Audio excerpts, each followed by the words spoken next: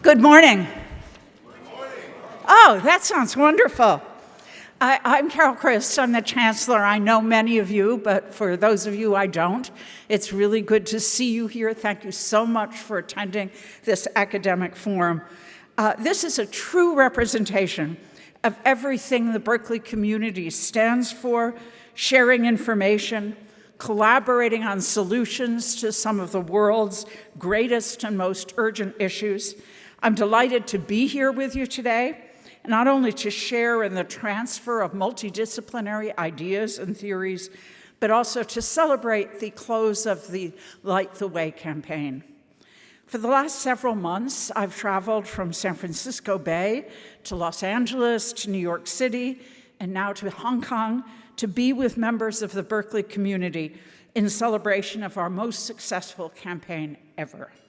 Today is a very special day because Hong Kong is our last stop in recognition of the Light the Way campaign close, and I could not be happier than to be able to spend it all with you. It was a little over 4 years ago that we launched our Light the Way campaign with the hope of raising what we then thought was a very audacious goal, $6 billion, one of the largest goals ever attempted by a public university. 2 weeks later, COVID-19 shuttered our world.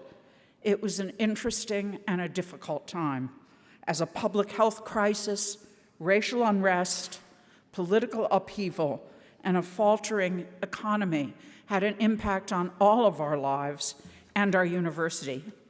But in true Berkeley fashion, we turned uncertainty into ambition and obstacles into opportunity. And we not only met the moment, we excelled. These last 4 years, we've continued to build on the legacy of Berkeley's unique ability to bring together the most diverse scientists, researchers, philosophers, journalists, artists, and inventors from all walks of life. In 2020, we commemorated the 150th anniversary of the university opening its doors to women on equal terms with men. Also that year, we admitted the most diverse freshman class in over 30 years, with a marked increase in offers to African American, Latinx, and Native American students. In 2022, the first cohort of students supported by the African American Initiative graduated from Berkeley. This initiative joins a new network of efforts to transform our services, opportunities, and experiences for Black, Latinx, Asian American, and other groups that historically have been left out of higher education. Together, we're transforming our students' population and creating a more welcoming and inclusive campus than ever before. The university is committed to ushering in a new era where everyone who attends Berkeley, whether physically, virtually, or a hybrid of both, feels connected to the larger community. Because all of us truly are a community of light, sharing our experiences and expertise so that each generation is stronger and prepared to tackle whatever challenges may come. These last 4 years of the Light the Way campaign, we came together in the only way Berkeley ever could. We came together to support, strengthen, and sustain the pivotal, essential, irreplaceable role that Berkeley plays in the lives of our students, our state, our country, and indeed, our world. We came together in our common goal to usher in a future where wisdom and knowledge is shared and more easily accessible to each generation. Throughout our storied history, it's our alums and partners, our colleagues and collaborators that have always stood by our side, and this time was no different. It's with immense awe that we celebrate turning a $6 billion goal into a $7.3 billion triumph. Thanks to you and our extended Cal family, we were brilliant together, helping Berkeley shine brightest when the world was at its darkest. I especially thank the Asia Council co-chairs, Vincent Chung and Stephen Pan, for their leadership and support. And I especially want to thank Shuhong Yi for sponsoring today's academic forum. We could not have achieved this extraordinary achievement without their support and leadership. The Light the Way campaign is a success by any measure, but the true measure of our success will be in its real-world impact, felt over the foreseeable future in how Berkeley addresses the most pressing issues of our times. The Gateway, our new facility opening in 2025 on the Berkeley campus, will be the new home of the College of Computing, Data Science, and Society, and a meeting place for multidisciplinary collaboration and innovation. It's designed specifically to nurture and flourish meaningful connections, both on campus and beyond. As a result, silos will be broken down and scientific breakthroughs will be found. In the next several years, new technologies and new therapeutics, new theories, and new startups will reaffirm Berkeley's leadership role both in innovation and entrepreneurship and a greater future for all. Just last fall, Berkeley was named the top school in the world for the number of venture-funded startups founded by undergraduate alumni. This legacy of your light is what we truly celebrate today in this academic forum and through the connections that will come of it. I'm so delighted that you're all here today to engage in conversations that will no doubt inform the future of Berkeley's mission to make the future brighter for all. We're all strengthened by our commitment to find solutions together, to work the problems of our world as a community, for our community truly is the light. Of course, the legacy of light we celebrate always needs a guiding light, one who's bright and strong to lead the university forward. That's why I'm so happy to introduce my good friend and successor, Rich Lyons. As you all know, Rich is one of Berkeley's brightest stars, not least of which because he embodies the university's multidisciplinary spirit to drive innovation, to find solutions to our world's greatest challenges. As the Associate Vice Chancellor for Innovation and Entrepreneurship and the William and Janet Cronk Chair in Innovative Leadership, Rich has concentrated his focus on making Berkeley a factory of ideas for the future benefit of all, and I have no doubt he'll do so as Berkeley's next chancellor. Please join me in giving Rich a warm welcome. Thank you, Carol. Thank you, Carol. Thank you, Carol, for that lovely greeting and also for your tremendous leadership. One more round of applause for Carol.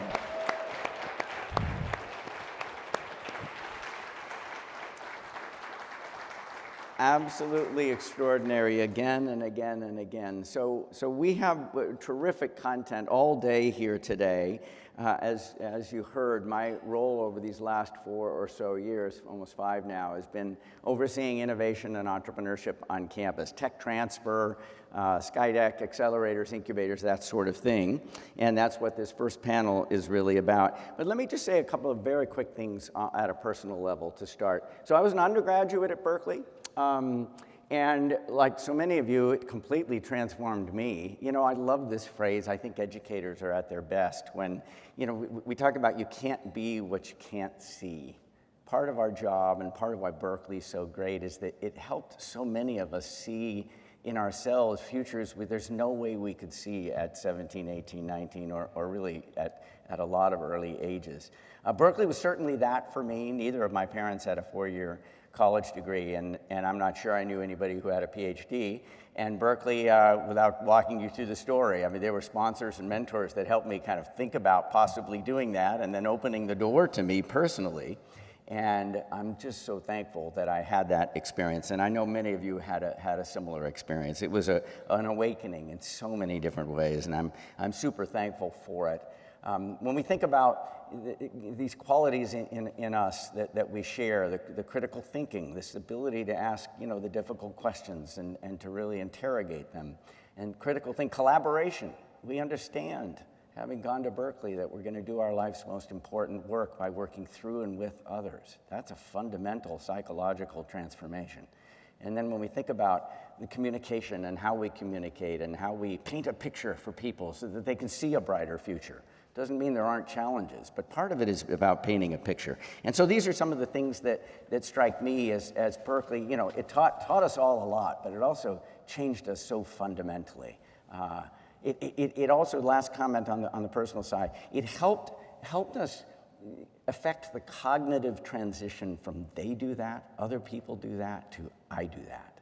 What's that worth? These are profound contributions to society and to people. Okay, this session, let me turn to the session.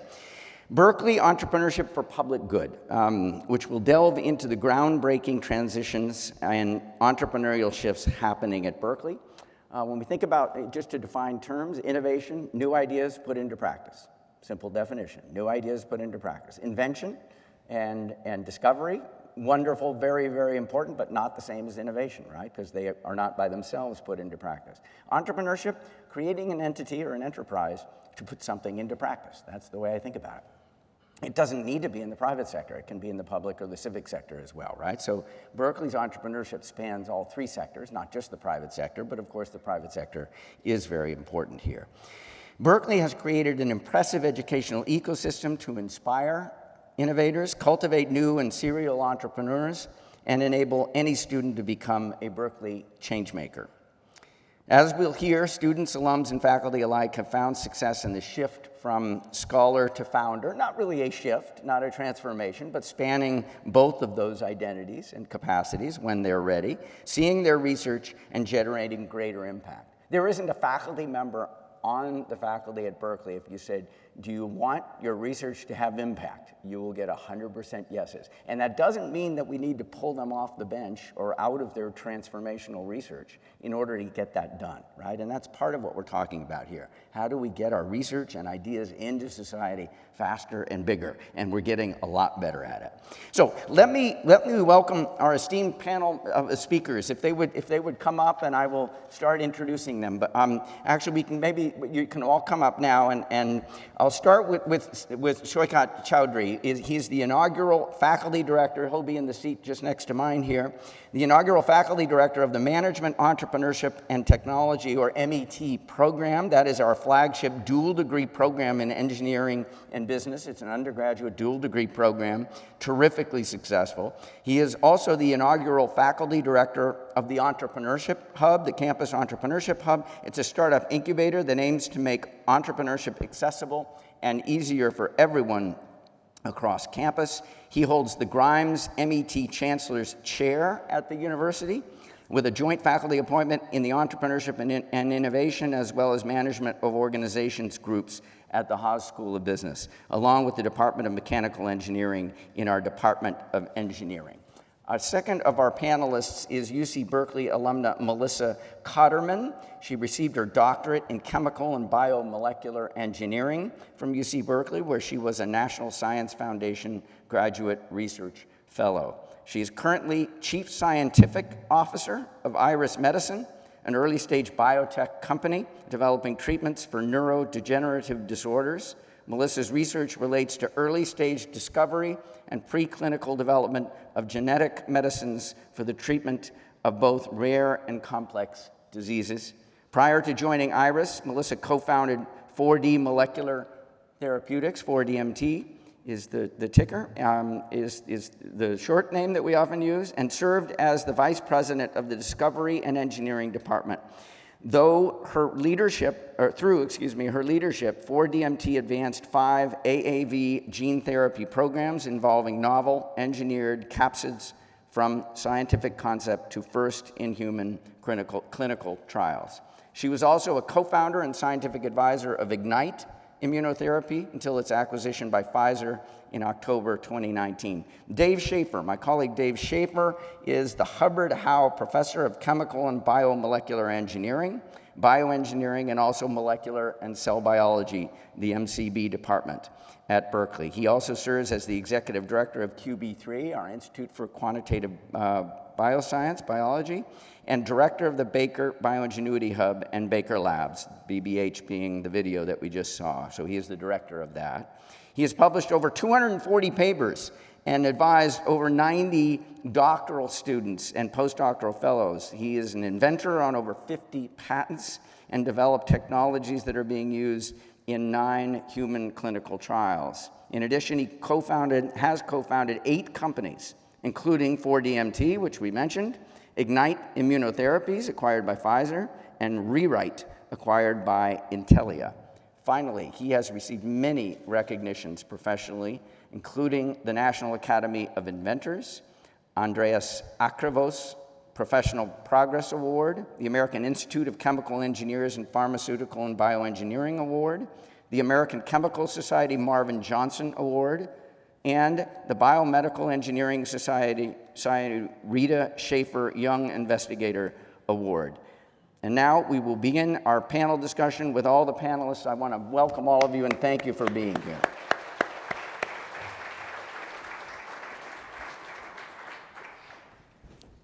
So this is a time that is just as exciting as we all recognize as is imaginable, I think, on our Berkeley campus. And all 3 of you are really important parts of that excitement. So maybe I'll start with a question that we can all or each of you can touch on.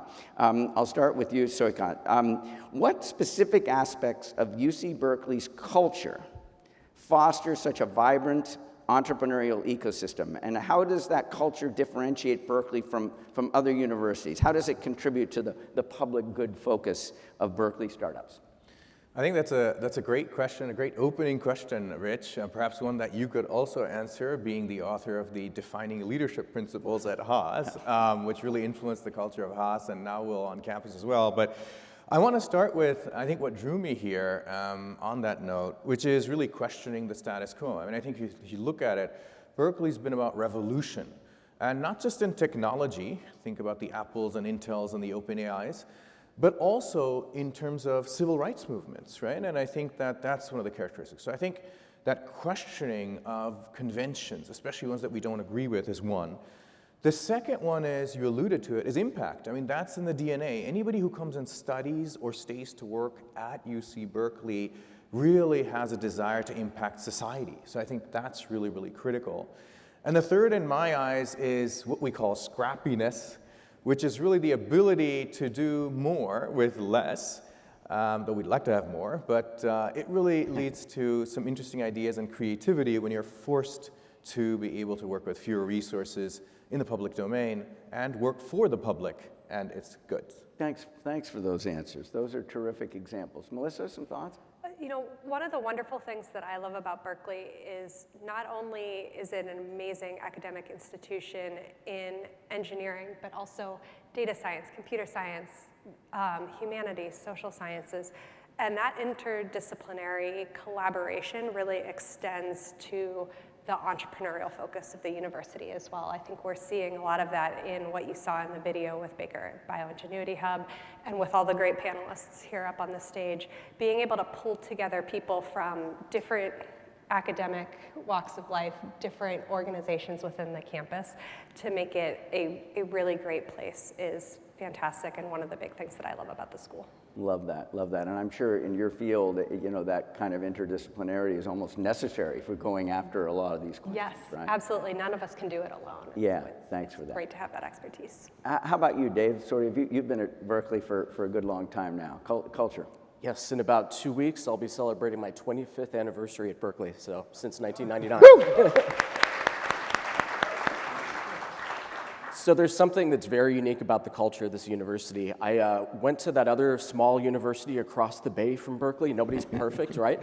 But I think, you know, this is an oversimplification a bit, perhaps, but at other institutions, there's a focus on financial return. That's a fundamental motivation, I think, that leads people to form companies and spin out their research. I've found that Cal is different. You know, we are a public institution, the premier public university within the country, and we have a strong sense of social responsibility to the state of California and to the public and society in general. So I think that, for folks who are very active in forming companies, essential motivation is that we sense a sense of responsibility because companies are entities that are vehicles, really, that will take technologies, elegant scientific publications, and convert them into products that benefit society. So companies are a vehicle for social change and for translating the impact of the research that takes place within the university to be able to benefit society. So I think that's an inherent part of the culture and an inherent part of why Berkeley is such a wonderful, unique ecosystem. Thank you for that, Dave. Vehicles or a vehicle for social change. A great phrase. And all three of your answers I appreciate so much. The idea of questioning the status quo, there are a lot of wonderful values in the world that are kind of unobjectionable. But I won't mention any particular university by name. But imagine the president of a U.S. Ivy League university, whichever one comes to mind, standing up here and saying, this university name, we're all about questioning the status quo. Never going to happen. We really do come from a different place. So when you have values that matter, that drive things like innovation and entrepreneurship, that they can't stand up and say, that's part of why this is such a special place. It really is. It doesn't mean there aren't people questioning the status quo at name your university, Harvard, Princeton, wherever. There are. But that's not where they come from. That's not what their institution is about. I want to double underscore that because Berkeley is singular in this respect. It is by itself. Very exciting. Melissa, I'm going to turn to the second question to you. And the rest of these, I've kind of got more focused questions for each of you individually. But could you talk a bit, Melissa, about, you founded so many companies. How did Berkeley help you on your journey for translating research innovation and building startups?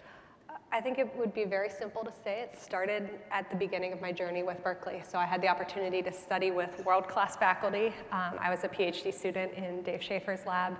I had the opportunity to study with world-class peers, other students and postdocs that had come to this university, shared those core values that we just talked about.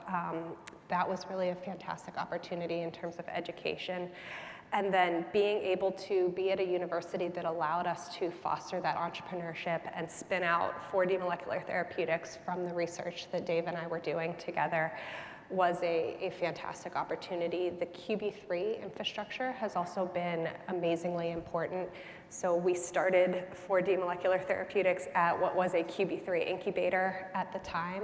My most current company, Iris Medicine, is a tenant at the Baker Bioingenuity Hub. So we've had the opportunity to leverage everything that was shown on that video. And in addition to things that were not talked about there, access to world-class campus equipment that would be far too expensive for a young startup to buy because of work done in part by Rich and by Dave to help streamline the way that external people can get access to those machines has made a big impact on our research. And so it really has been a journey across multiple decades now to be able to leverage Berkeley's strengths and the experience and the education that I've gotten there to make me the entrepreneur that I am now.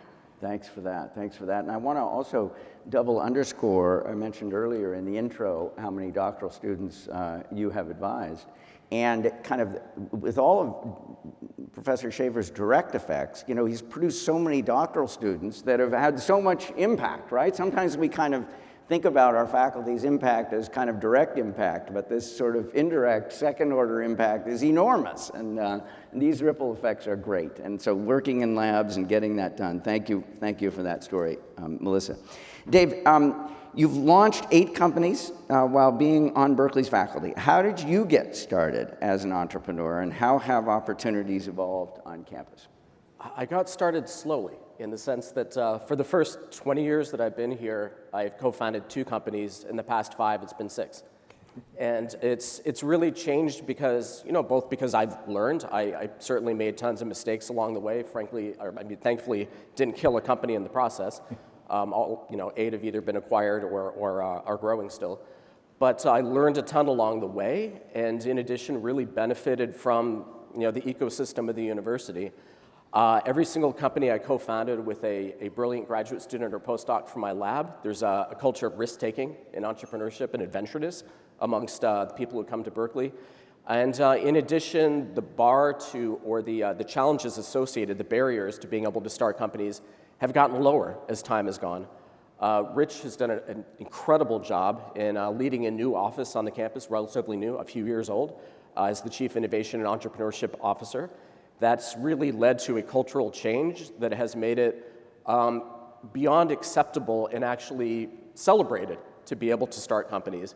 So entrepreneurial activity can now be considered for tenure and promotion cases on the campus, for example. In addition, a number of entities, MET, in addition, Baker Bioingenuity Hub, LSEC, a number of organizations have really grown up across the campus and lowered those barriers, made it a lot easier as time has gone on. Thanks for that. So you're seeing that kind of cultural shift even among your faculty colleagues, right? Yeah. Absolutely, yes. And I think you mentioned this to me before, but you are winning more postdocs and graduate students because there is all this energy at Berkeley, right? This affects kind of our ability to win the best talent over time as well. Thanks for that.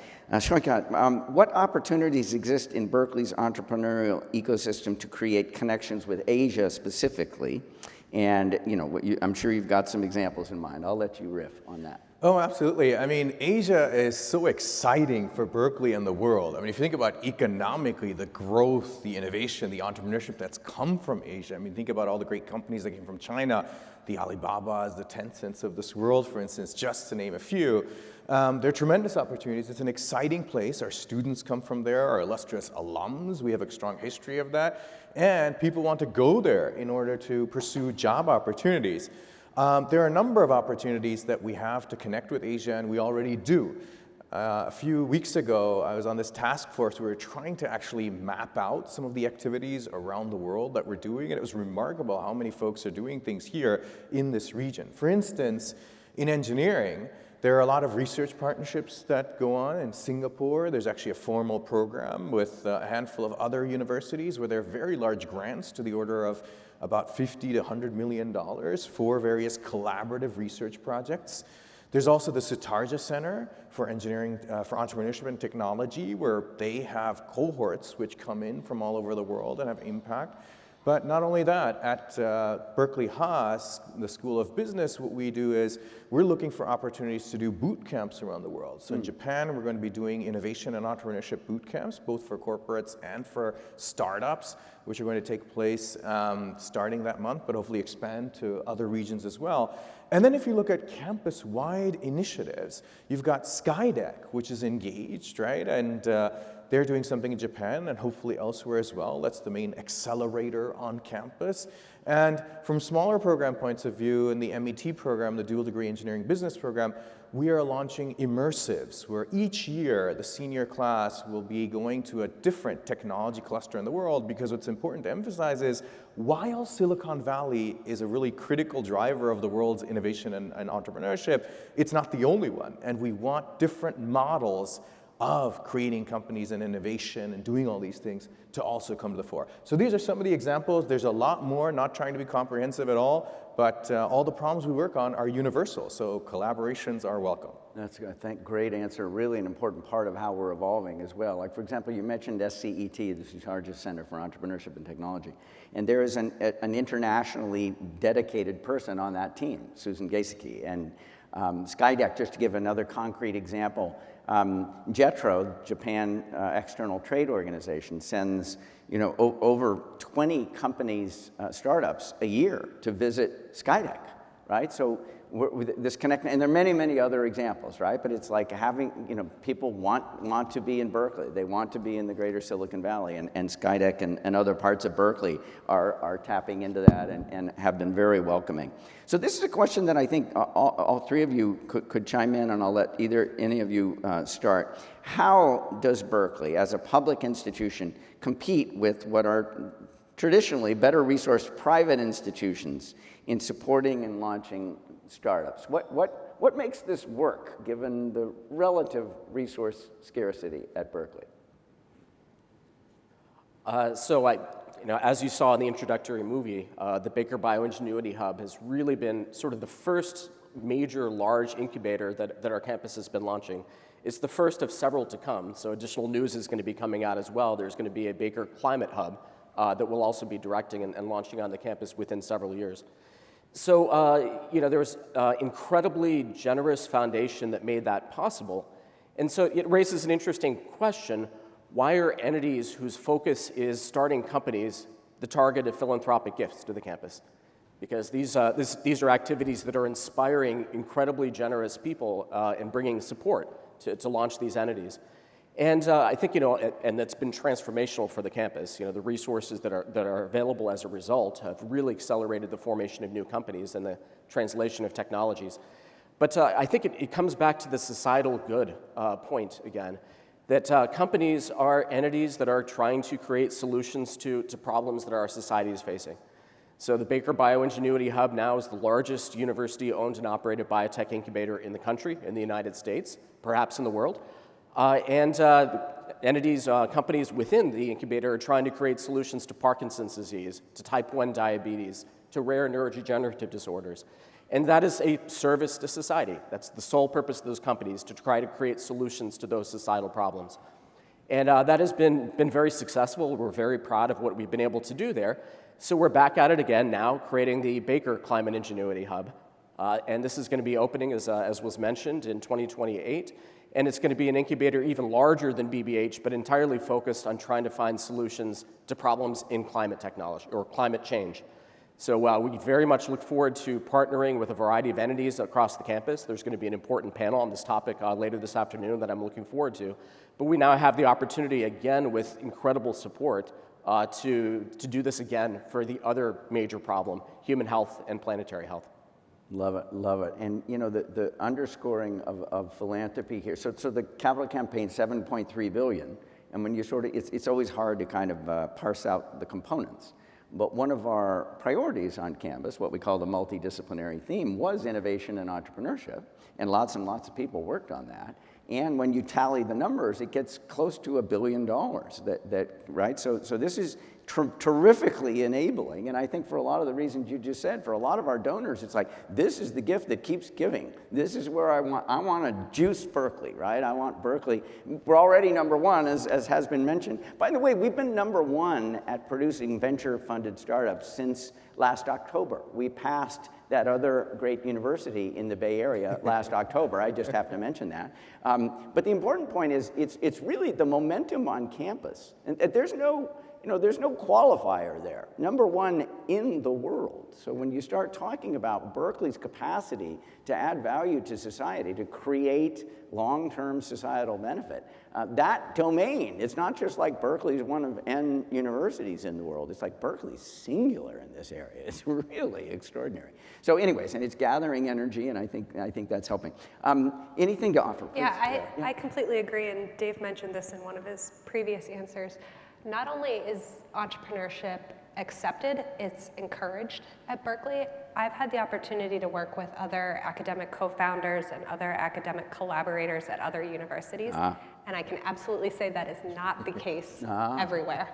And I think not only can that be an attractive thing that can bring people towards Berkeley, but I think there's also opportunities that I'm sure you can talk more about, Rich, and ways to harness that. So as you have not only the philanthropy coming into the university, but you're spinning out these companies, are there opportunities for the university to get something back that can make it more evergreen in a way through philanthropy from those startups or through equity in those startups to help build on the campus and help us continue to be #1 in these areas? Thanks for that. I think there's a theme that's evolved from the work that a lot of people who are working in this area help to articulate. And the theme is, how does Berkeley participate more in the economic value it creates?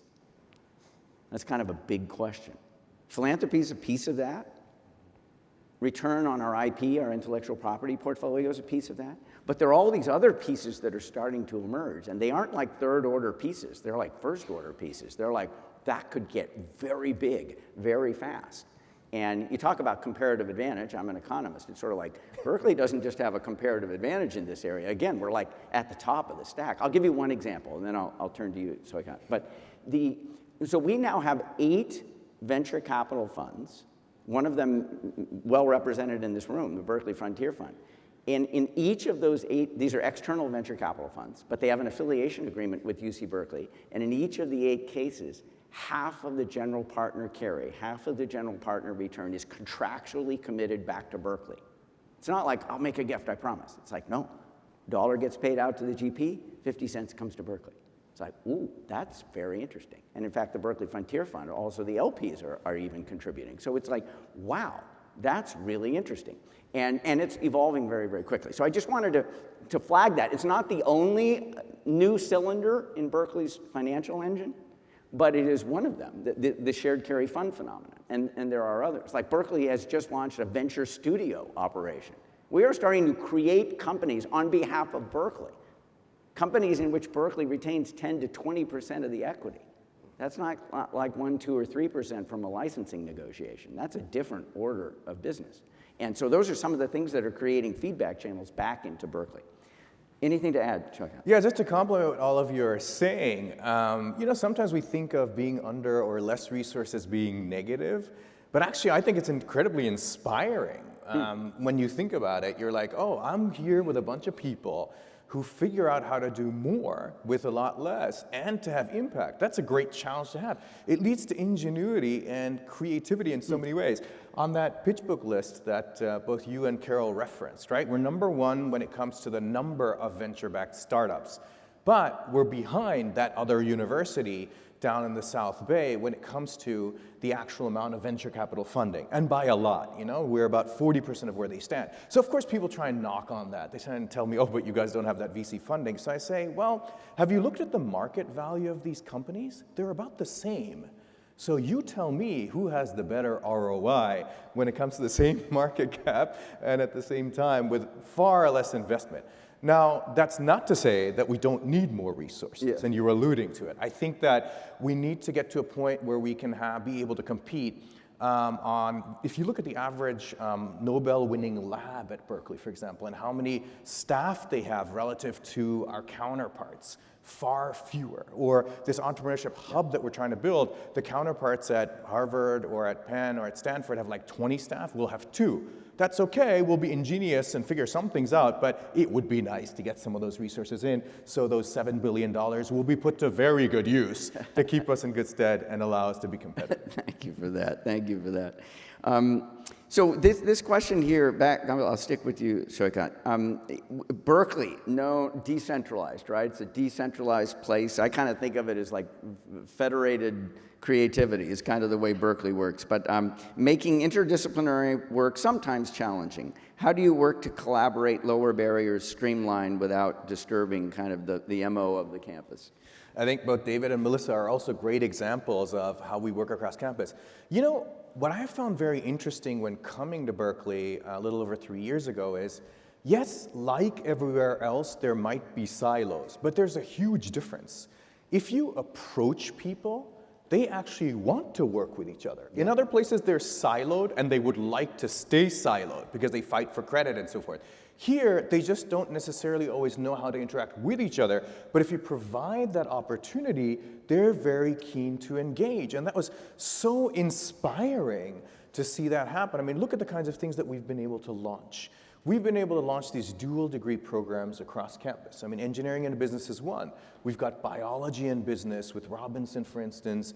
We've got all kinds of others across campus, data science is connecting with math and statistics together with computer science. Dave and those guys are working together in so many ways. You've got a million different examples of this, agriculture together with business and so forth, right? That's one. But then that Innovation and Entrepreneurship Council that, Rich, you founded in your capacity as well, which will continue its work, just to coordinate. We don't want to kill the 1,000 flowers that are blooming and doing all this great work, but we want to coordinate a little bit. And this entrepreneurship hub that you referenced, what our goal is, we're building a facility, a physical facility for campus, and we're just a service. We will basically be a physical facility to allow anyone from campus, students, postdocs, faculty, to come when they have an idea and get help to basically answer the question, I've got an idea, where do I go? There are like 60 or 80 different units on campus that might help me. I don't know where to go. We'll say, come hang out here, have some snacks, mingle with each other, get co-founders, and we'll tell you, here's a great place to go on campus, go do it and act as a feeder. And so we're hoping to be a force multiplier. Another example, a pure service. We're not saying, hey, we're building something so you should come here instead of go there. No, we will send you, whether it's Baker or Climate, Sutarja, Skydeck, wherever you need to go, and we'll provide that service. That's the spirit of Berkeley. Love it. And as I recall, you also have what you're calling a navigator in the model, right? Actually a person who's going to be there physically that they can make contact with, right? The navigator service might be the most important service that we can provide on this campus. I love it, because there's so much going on at Berkeley. It's like, where do I start, right? How do I actually navigate that?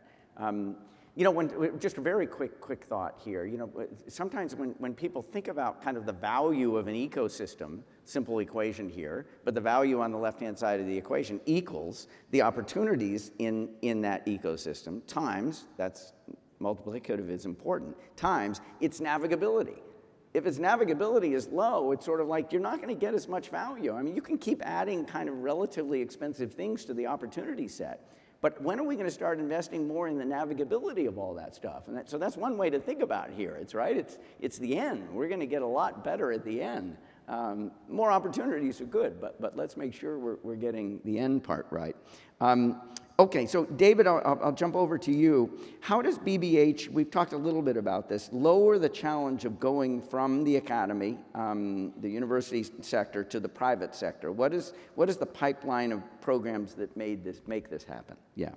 Sure. We've designed a pipeline. In some cases, we're partnering with other entities on the campus. We love to partner and work with others.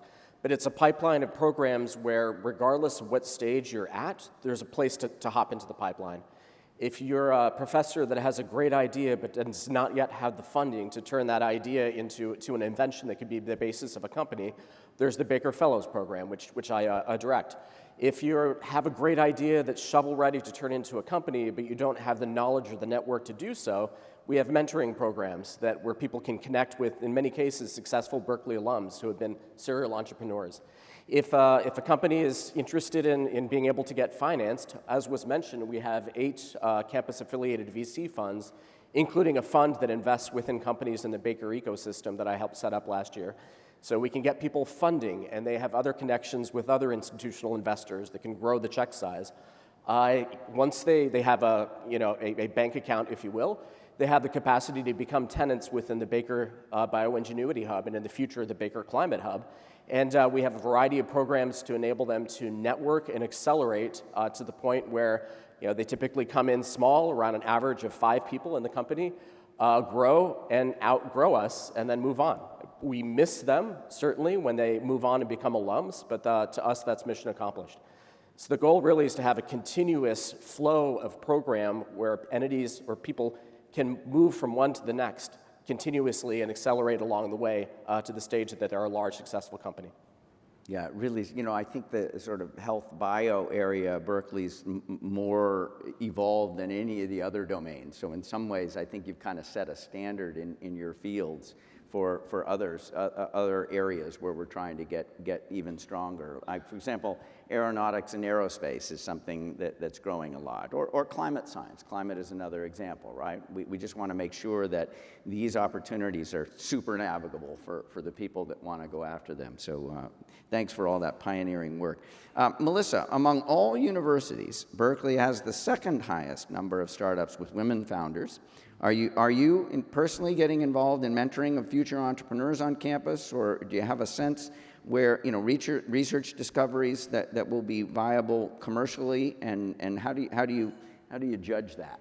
Absolutely, and I think this is one of those great opportunities to sort of give back by paying forward. And so I am a mentor in one of the programs that Dave just mentioned, the QB3 Mentors program, where we as mentors can get paired up with very early stage companies. A lot of these don't even really have funding yet, but they need somebody that has the experience to be able to ask any questions, from just, how do I set up a bank account, to, I don't even know what questions to ask. I need help navigating this, but I've got this really great idea that I want to bring forward. So I've been helping there.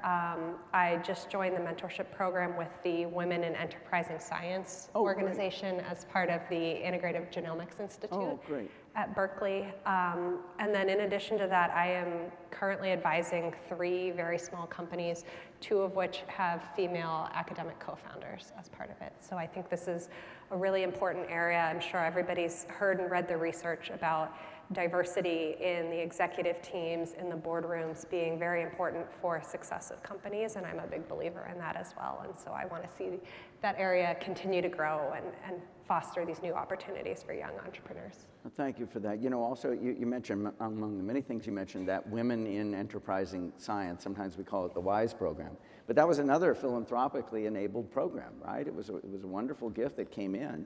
And these are, you know, postdocs and doctoral students and so forth, but they're really brought in to start companies based on CRISPR technology, right? And it's, so it's a wonderful, I think it's a wonderful kind of domain of philanthropy. It just hits so many different targets that way. Thanks for playing that role.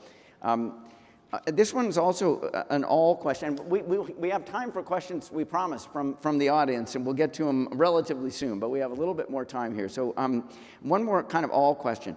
Berkeley has an impressive track record of launching successful startups, as we've discussed, particularly those with diverse founders, such as women entrepreneurs, as Melissa spoke to. What specific initiatives, programs, or cultural factors at Berkeley do you believe have contributed to this sort of entrepreneurship for all mindset that we're working so hard at? Maybe either Dave or Soikat could start, given, yeah. I think it's so exciting to think about diversity, and not just in terms of it being the right thing to do, but also the smart thing to do. We figured it out early at Berkeley in order to move this forward. We really think of it as, if you made the distinction between invention and innovation earlier as well. And when you think about invention and innovation, the idea is that if innovation is not the scientific discovery, but it's sort of how do I recombine ideas and needs and capabilities in various ways, we want different perspectives in the room. So it's the smart thing to do and not just the right thing to do to bring different perspectives into the room. I think that's how we think about it. It's in our DNA at this entrepreneurship hub. Our mission explicitly is to make entrepreneurship more accessible and easier for everyone. So I think that's part of it. Thank you for that. You know, I think consistent with that as well, you know, I think with entrepreneurship, let's just take words like venture, founder, entrepreneur. There are a lot of 17, 18, 19, 20-year-olds that think they do that. Other people do that, right? I think for a lot of people in this room, you're kind of thinking, well, I could do that if I wanted to. But that's not the way a lot of 18-year-olds think, right? We need, I mentioned this before, we need to affect the cognitive shift from they do that to I do that. It's not just, oh, we've got courses, you want a course? We got an accelerator, you want an accelerator? So like, no, people need to flip that identity switch where they start to say, this is me, this can be me. That's not simple. And I think part of what you're describing is how do we do that? And I think we're doing that a lot better. It just offering a few more, not to take away from courses in entrepreneurship, but offering a few more sections of courses in entrepreneurship doesn't deliver that by itself, right? Anything to add, Dave? I mean, I think Berkeley is an incredibly diverse university. I think our chancellor's leadership has really strongly contributed to that in recent years, especially. And companies are increasingly looking like the university looks. So I co-founded a company in 2020, and the co-founders were one from Argentina, one from India, one from Bangladesh, one from Thailand. Myself, I was actually born in Central America. And one from a foreign country called Wisconsin. So he was the only person born in the U.S. actually. So that gives you a sense. That is that's the population of people at UC Berkeley at the undergraduate level, at the graduate level, within the business school, et cetera. And so when companies spin out, because the university is so accepting and so open-minded to diversity, the companies end up looking like small versions of the large university in their diversity. So that's something I've greatly enjoyed, and as Melissa mentioned as well, there's studies that very clearly show that a more diverse co-founding team and a more diverse boardroom result in more success within companies. Thanks for that. And Melissa, you did speak to it, but anything to add to the? Yes, and I'm actually probably going to call on all of you for help on this one because I don't know exactly all of the resources at Berkeley, having just been an alumni. But I think one of the other things that's really important is to think about how privilege plays a role in that. And you talked about, Rich, getting people in the seat, really making them feel like they can do this on their own. And so having opportunities like the QB3 internship program that provides paid internships to undergraduate students that is then free for the Baker Labs companies to take advantage of, it takes away some of those challenges and those roadblocks. So students can get paid for this opportunity. They don't have to volunteer their time. And that opens the door to a lot of students that maybe don't have the ability to volunteer time but could still find that really valuable. And gives them an opportunity with companies that don't actually have the money to pay for that, but have a very valuable opportunity. So I think having programs like that, or there's one that I don't know the name of, but I know it's for first generation college students that give them, that give them those types of opportunities. I think those are really important to have on campus, and it helps bring in that diversity in a way that actually allows people to say, yes, I can do this, this can be. Great example. You know, following on that, Skydeck has a problem similar to some of the ones that you've mentioned. They call it ACE, Accelerating Careers in Entrepreneurship. And Skydeck is one of our main accelerators, as was mentioned. And Caroline Winnett is a direct report of mine. She runs Skydeck. And I was asking, this was a year ago or so, but I was asking her, like, how many student interns do you place in your ACE program? I thought she was going to say 50, per year. I don't know, 30, 80. I didn't know. She said 800. 800. They do 3 information sessions for undergraduates, anybody who might be interested in an internship in a startup, and 2,500 undergraduates show up across the sum of those 3. So it's kind of like the interest and demand is off the charts, and Berkeley operates at the undergraduate level at so much larger a scale. You talk about delivering into societal benefit, long-term societal benefit. I mean, it is stunning what Berkeley is able to achieve at the scale that it achieves it. And I underscore this not just because it's 800, but also because de facto, a lot of students who come to that information session realize they can't pull it off economically. They can't, because these are mostly unpaid internships, right? So it's sort of like, we need to do better on that front. So I 100% agree with that comment. Thank you for that. Back to you, Saikat. You study technological disruption in industry. What is your perspective on AI, and how will it affect innovation? This had to come up at some point. Yes, it did. I'm sure a lot of people could comment on AI, so I welcome that as well.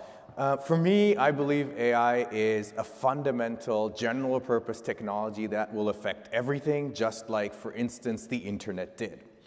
And so it is important for us to engage with, and we need to figure out what to do with it. There are a lot of questions, not only on the technology side, but also on the ethical front, privacy, and so forth, we need to deal with. But what I want to emphasize is, while a lot of people are focused on the product innovation part of it, when it comes to AI and how it'll affect innovation, we get excited over new products like OpenAI, for instance, has done with ChatGPT.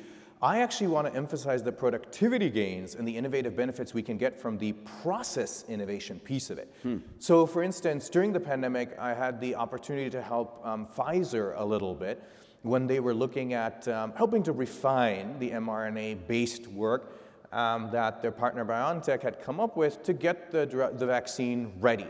For the first time, after trying for years to get them to use AI, to really not have to experiment physically with every single combination of a compound, they were able to simulate what might happen, take a few risks along the way in a calculated way, and accelerate that process.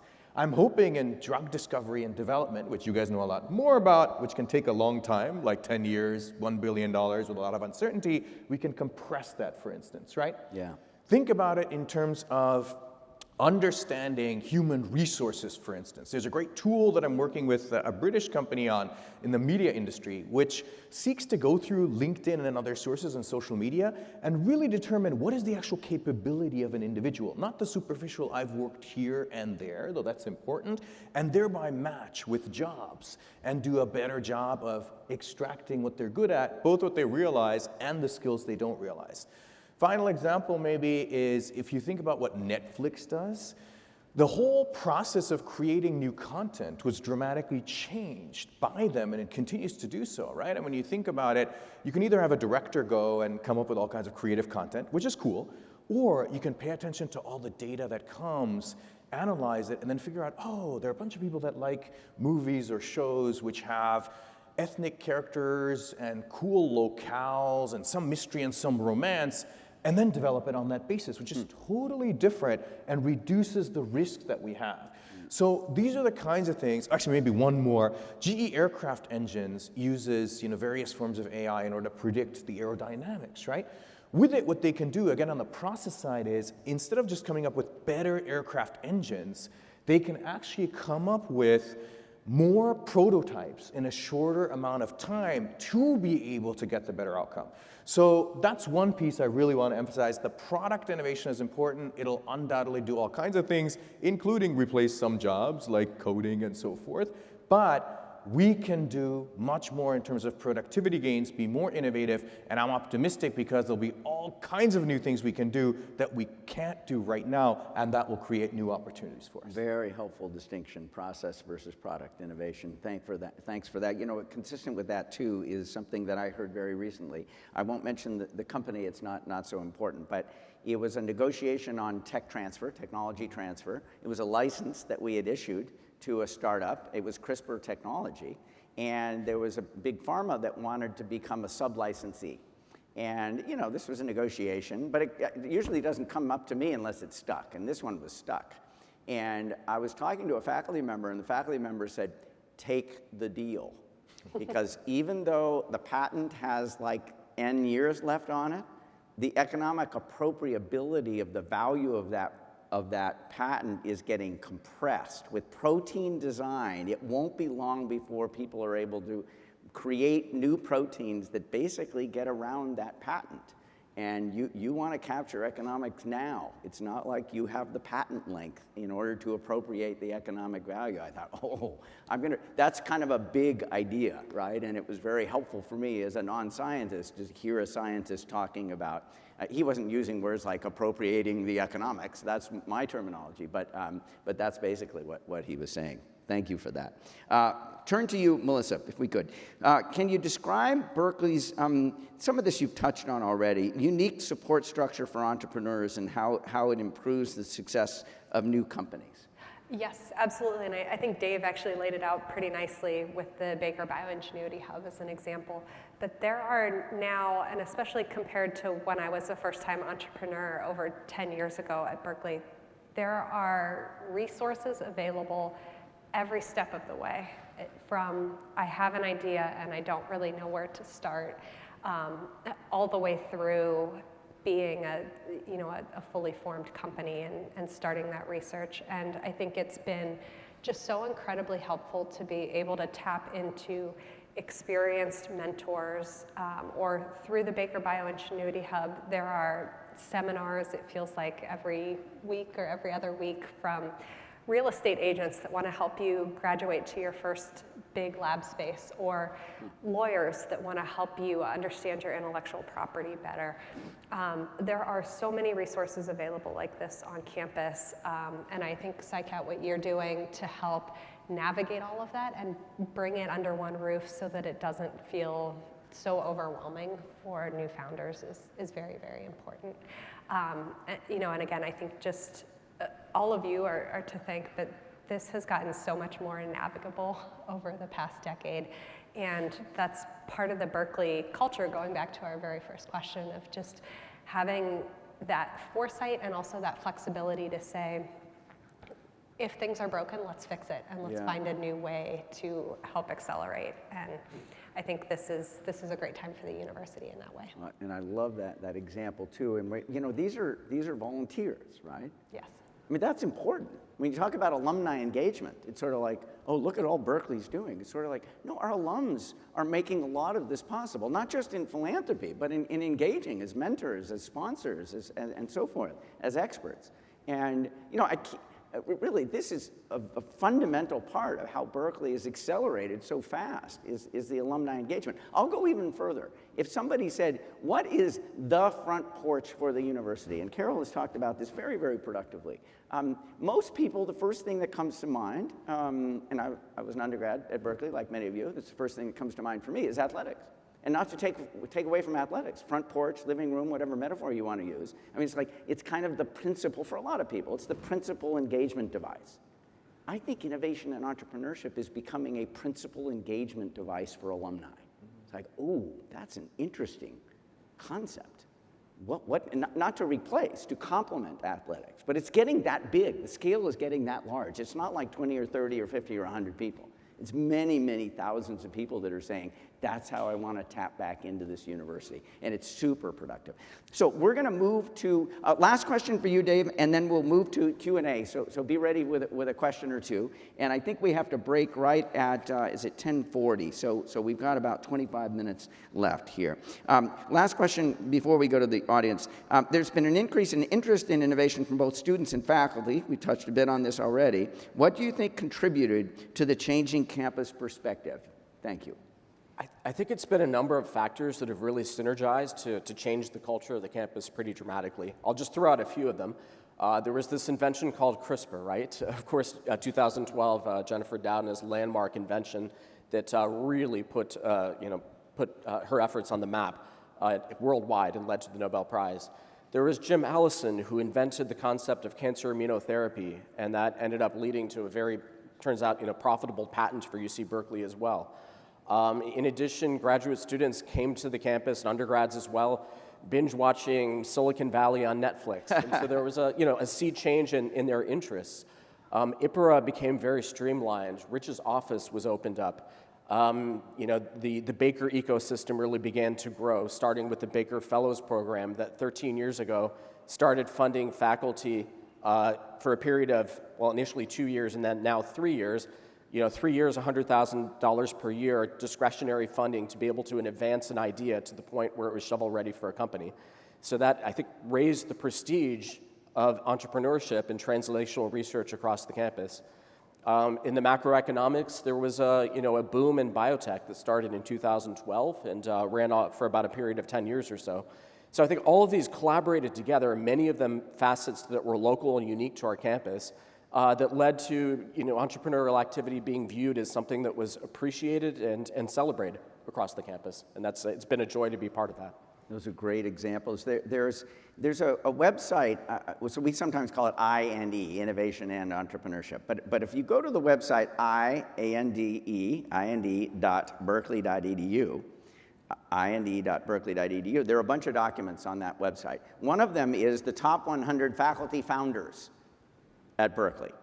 And, part of why that's interesting is I think if you posted a list like that 10 years ago, some faculty would have said, I'm a scholar first. Take me off that list. That's kind of not who I want to be presented as.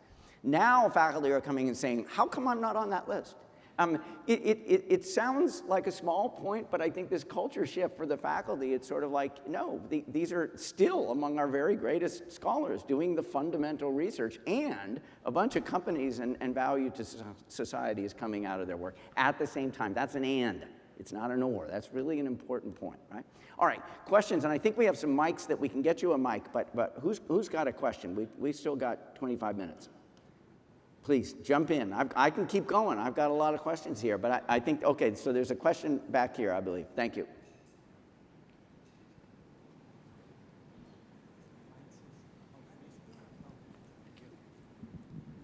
Thank you very much. I should call you Vice Chancellor Lyons? Call me Rich. Thank Rich? you. Yes. Rich, there you go.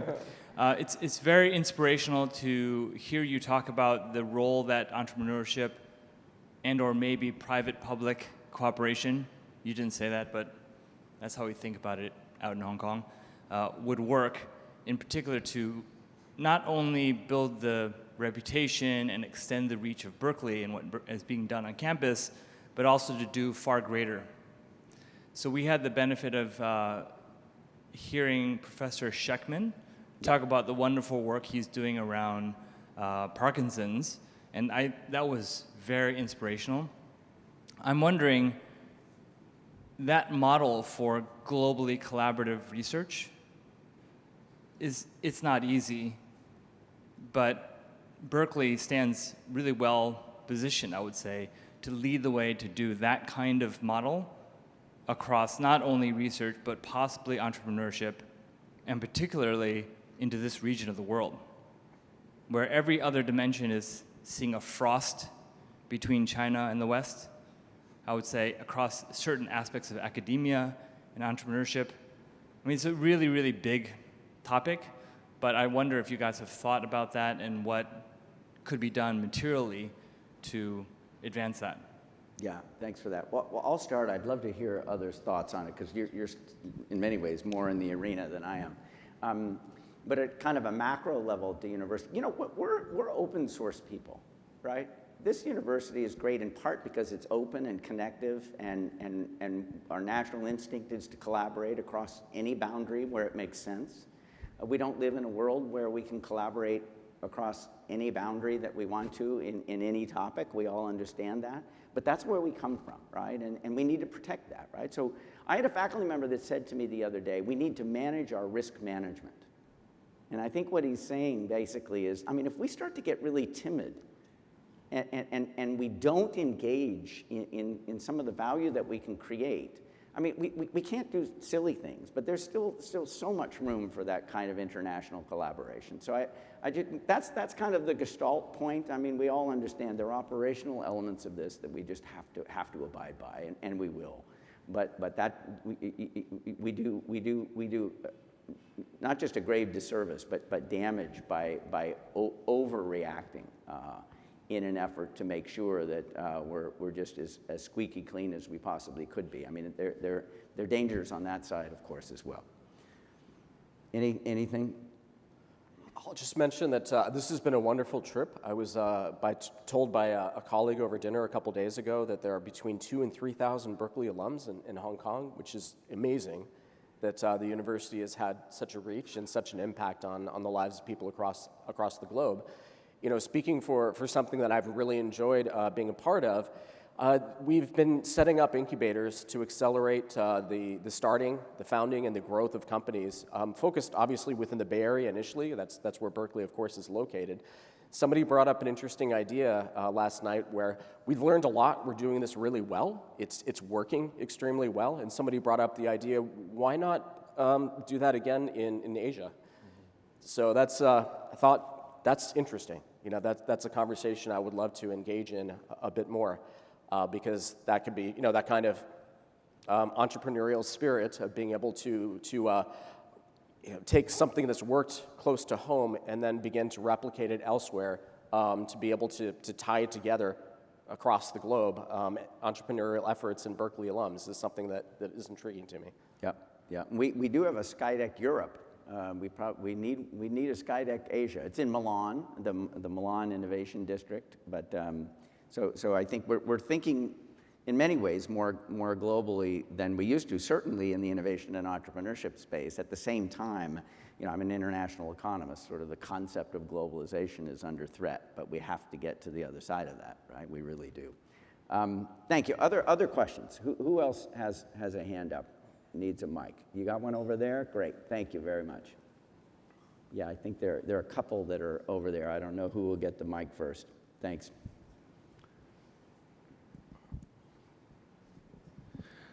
So I love all the initiatives that you guys are doing relative to Silicon Valley and startups. You have pointed out that there's the school across the water that has the lion's share of venture capital. And even though we may have more startups overall, it is a competitive situation. So I wanted to hear a little bit more about what could be done relative to the ecosystem, maybe on the capital front, or on kind of getting the center of Silicon Valley to shift a little bit more from Sand Hill Road more over to Durant or Piedmont. Yeah, great. Why don't I turn it to you guys? I think we talked about it a little bit, but having Berkeley-specific funds that are engaged in Berkeley research with Berkeley alumni is a great way to start counteracting that. it helps, especially at the very early stage, to get in that early seed money from Berkeley people that believe in your technology and can help you de-risk it so that you're even better prepared to go talk to the big blue chip investors on Sand Hill Road and convince them that your Berkeley technology is even better than from that school down the bay. So I think that's a great starting point to it. And I think as Berkeley continues to be a leader in this innovation space, people are going to recognize that and respect that and want to be a part of these Berkeley startups earlier and earlier. And that's going to help build the clout and the respect that these companies deserve. Yeah, I have two very brief anecdotes, I think, that speak to that point. One is that, as Melissa mentioned, we have terrific now communities of VC funds that are run by Berkeley alums in many cases. And they have friends as well. They have their own network of institutional investors and can pull them in at the same time that they decide to invest within companies. So just last week, one of our companies within Baker Labs closed a seed round and took us over $400 million. Wow. So we have 29 current companies, 9 alumni companies. During the time they spent with us, we're not counting before or after that even, during the time they spent with us, they've now raised $400.4 million from institutional investors, a lot of them blue chip VCs that you would recognize. The second anecdote I had is that I'm very much interested in marketing. You know, we want to spread our brand. We want to be recognized for the things that we're doing on our campus. And so part of that is that I speak to other VCs because I want them to send us their best companies within their portfolios. So I was talking to a VC that is strongly affiliated with that other, Stanford, and it's called Red Tree, and you know, it has several faculty advisors to the fund. And I was telling them about what we do, what we're doing, what we're building, and started out by saying, like, look, we still have some catching up to do to you, but this is who we are, this is what we're doing. And after I ended up explaining it to them, one of the faculty advisors, who is chair of bioengineering on the campus as well, said, catching up, Dave, you're now ahead of us. Uh-huh. So this is something that we've been building, and a lot of, you know, we still have a lot of work to do. We have a lot more building to do to achieve. But this is something that's greatly been accelerated on the campus, especially over the past 5 to 10 years, and it's, again, a joy to be a part of it. Yeah. Yeah, I think two things to add there. You know, one is we have a lot of great things to underscore your point about marketing. I mean, did you know that Apple, Intel, Tesla, OpenAI, Databricks, Activision Blizzard, I could go on, household names are founded by Berkeley folks. We're public institutions, so we haven't done that historically. Now we are doing those kinds of things and engaging actively, like Dave was saying as well, with the VC community and others. But there's another interesting idea to this, which is, what if we were to go closer to Sand Hill Road? And I don't know if you guys have read, but there's this new thing called the Berkeley Space Center, which is in collaboration with NASA.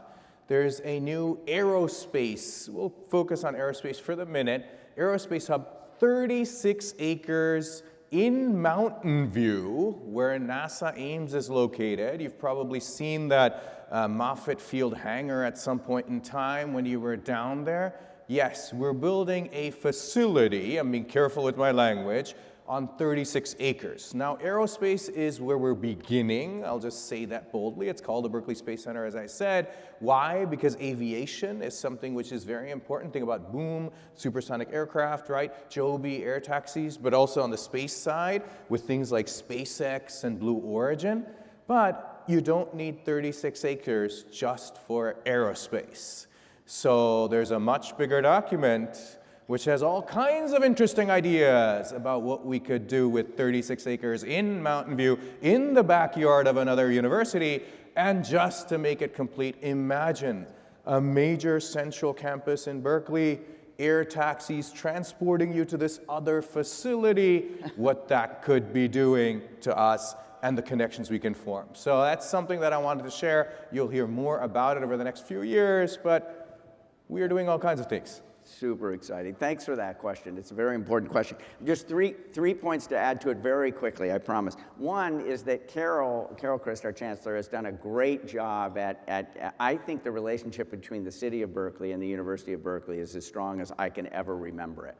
and those town-gown relations, as people talk about it, are really important. So this new innovation zone that's get built in Berkeley, we have tremendous support from the city council and from the mayor, and other elements like, anyways, zoning changes to allow kind of research-based companies to more of them to settle in Berkeley. If you've been down near Highway 80 and 4th Street in Berkeley, there's this huge bioscience complex that's been developed right on Aquatic Park there. It's a lot of that. So City of Berkeley, 100% with us. Carol gets a lot of credit. Second point, POC funding, proof of concept funding. We now have a lot more proof of concept funding. Think of proof of concept funding as sort of like, we get non-dilutive research funding from the National Science Foundation in the US, the National Institutes of Health, or DOE, Department of Education, and so forth. And then we've got risk capital that'll only go up so far. They don't want to go up. There's a gap in the middle. We have more and more of that, what we call proof of concept funding, and that de-risks it for venture capital and makes Berkeley even more interesting. So I'll mention that. And then the third thing, very quickly, we got a gift that's unlike any gift we've ever received before, at least that I know of.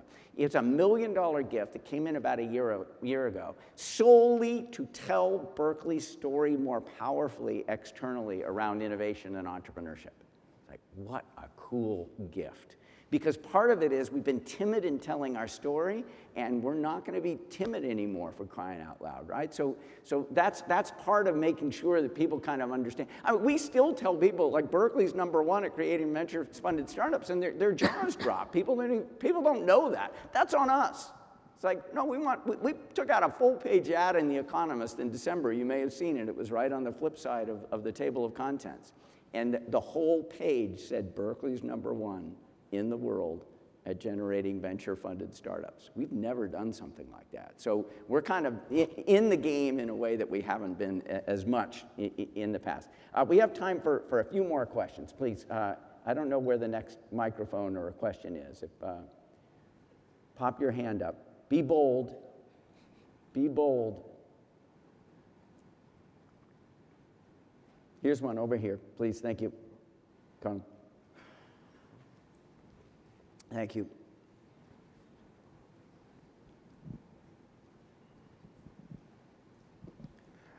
Thank you so much. And I was in Singapore last year to listen to the conference. So this time, second time around, great conference. Looking forward to the rest of the day.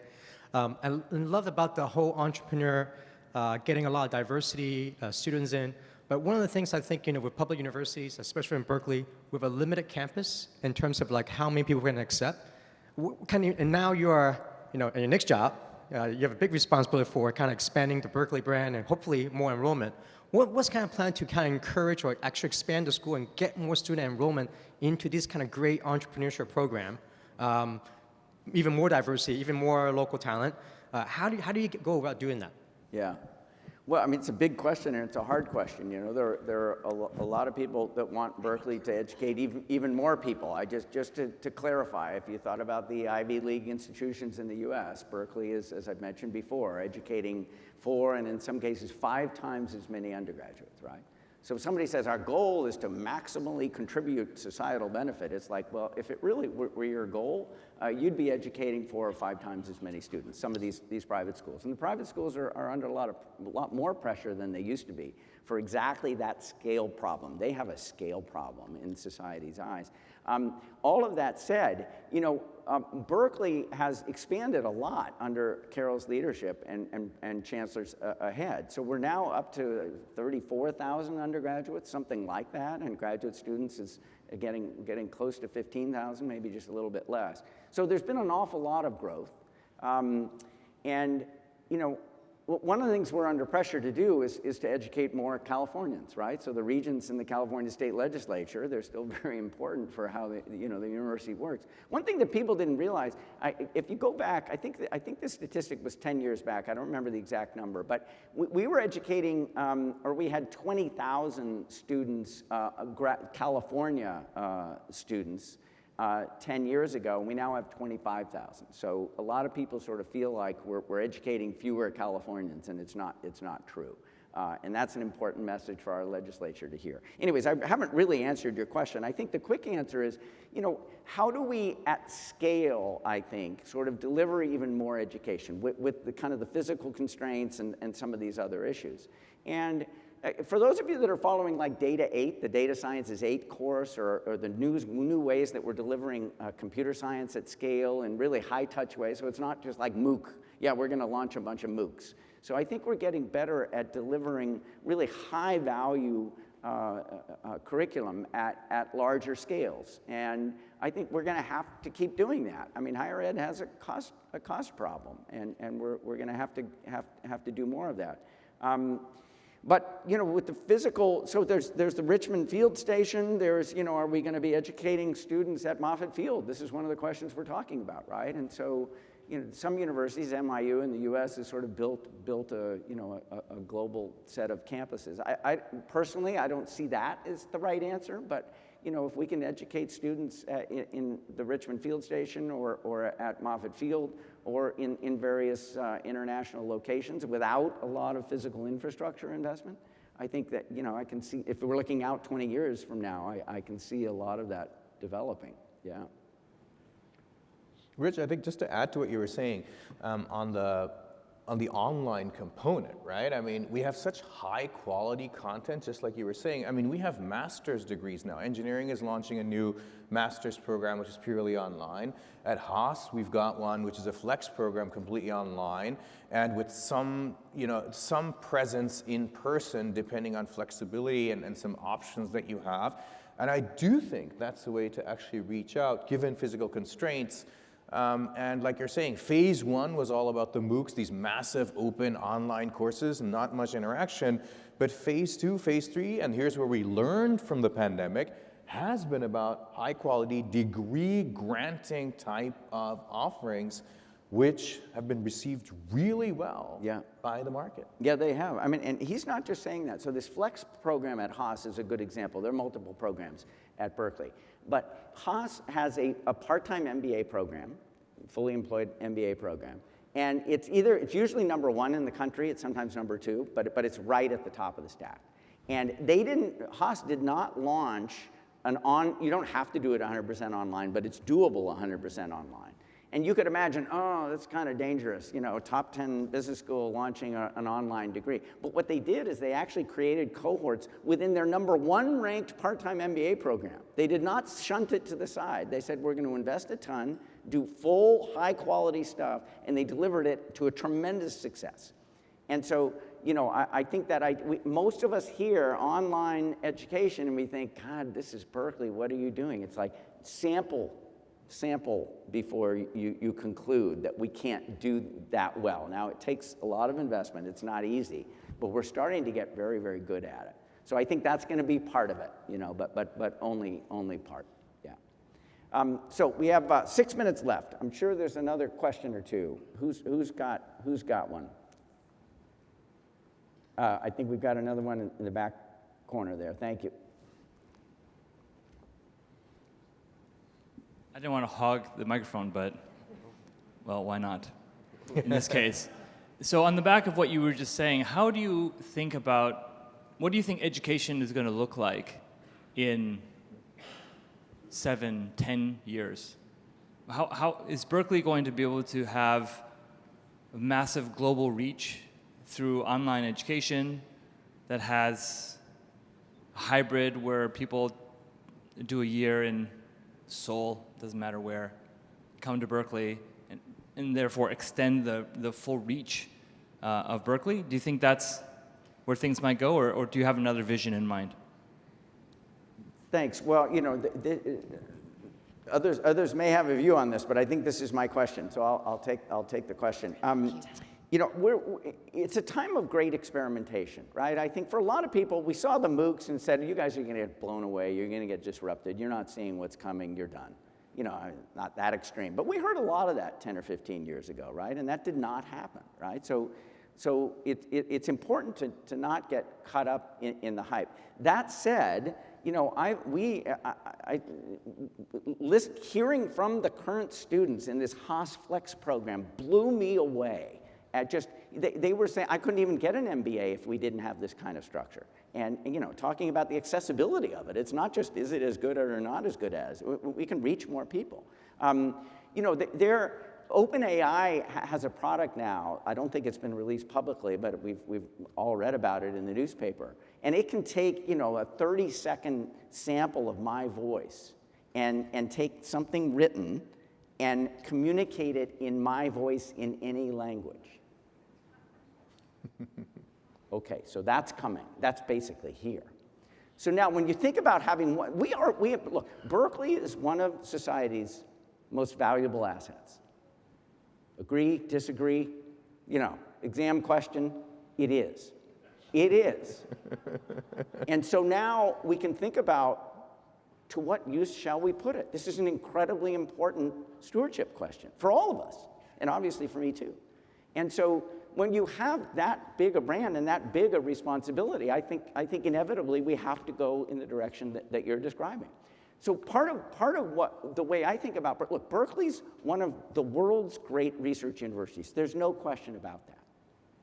And if you look at the world's other great research universities, certainly in the US, if we focus on the US, we're the only public. So instead of Berkeley being one of N, Berkeley is singular. Berkeley is incomparable. It is by itself. We're going to make that singularity shine over the next 10 years. And I think that brand is going to get even bigger. We have stood for things that society sort of feels like it needs even more. Things like confidence without attitude, things like, a sense of stewardship for something larger. These are important elements of what Berkeley has always represented. We've already talked about questioning the status quo, among many other things. And making sure that, this is accessible to people, that we're taking advantage of all the talent that the world has to bring.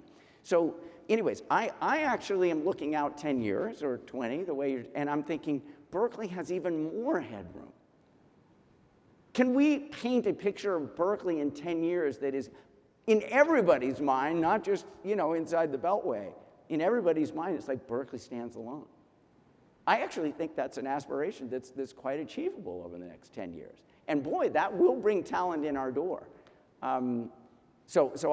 Rich Newton in engineering, this was decades ago, he wrote a position paper called Insourcing. And the idea was Berkeley's just got such a big role in higher education. We don't have to set up satellites around the world, which is an expensive and risky thing. We can bring people to Berkeley. Now, we can't rely on that sort of polar extreme strategy. But I think if we thought about how do we deliver on that mission of providing long-term societal benefit, like worldwide, how do we fully deliver into that? I think we have to move in the direction you're describing. So thanks for the question. Well, thank you.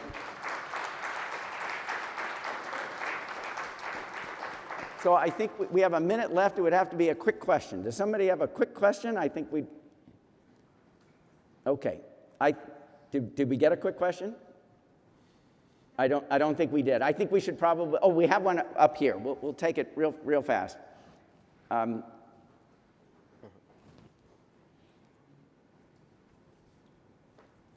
Thank you. Can you hear me? Yeah. Yes. How are you collaborating with other University of California campuses like UCLA? Thank you for that. Well, as most of you know, UCLA just announced its new chancellor, Julio Frank, from University of Miami. I hear great things about him. I don't know him personally. But the quick answer is a lot more than I think we used to. So I served as the chair of the UC President's Council for Entrepreneurship, which is a task force that is trying to lift the capacity of the whole 10-campus system. And so I'm interacting much more with my counterparts at the other 10 universities.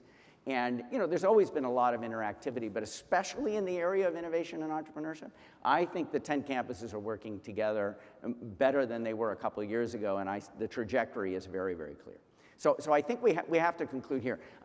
Thanks for being part of, not just of this day, but being part of this Berkeley, right? I mean, I think we're in this together, and the role that alumni have played in Berkeley's past and its present and future is absolutely enormous. Imagine the counterfactual of Berkeley today without the impact of generations of its alumni over that time period. It'd be a small fraction, it'd be a shell of what we are today. So thanks for playing that role, and let's all thank our panelists here. Thank you.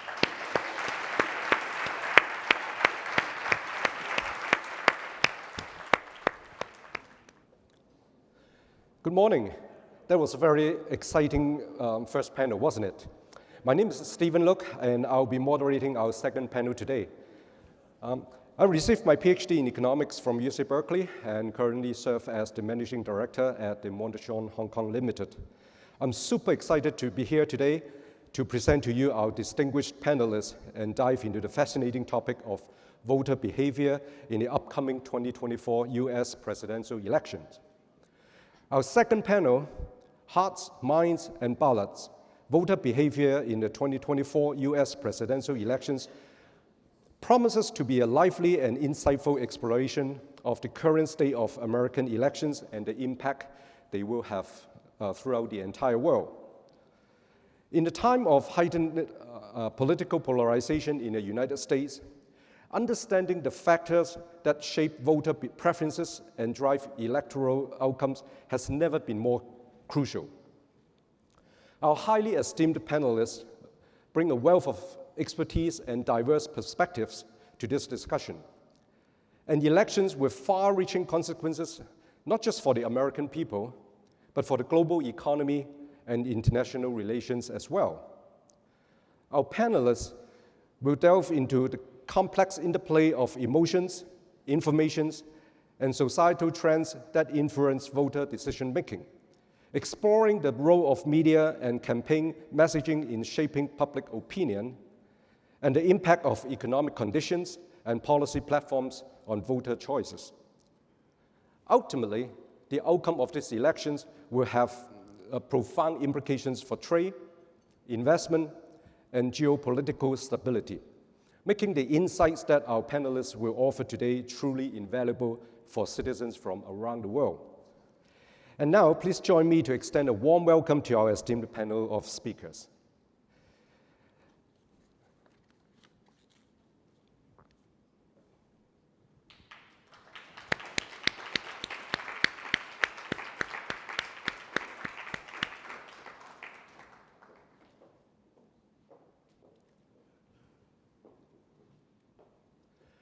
On my far right, we have Professor David Brockman. David is an associate professor at the Travis Department of Political Science at UC Berkeley. He earned his PhD from Berkeley in 2015. David's research has changed how political campaigns, think tanks, activist organizations, and politicians understand and attempt to persuade the electorate. He has been featured in the New York Times, Washington Post, New York Times Magazine, and Vox, and the NPR's This American Life. He has received several scholarly awards, including the American Political Science Association Public Opinion and Voting Behavior Section's Emerging Scholar Award, the UC Berkeley Chancellor's Award for Research in Public Interest, the Joseph Byrne Award for the Best Paper published in the Journal of Politics in 2018, and the Lima Rosenfeld Award for Open Social Science. And he also delivered a centennial lecture for the Social Science Research Council on political polarization. And David just told me a few minutes ago, he just received a Carnegie Fellowship, and it has to be nominated by the university, and he will spend the next 2 years writing a book on political high polarization, right? Congratulations, David.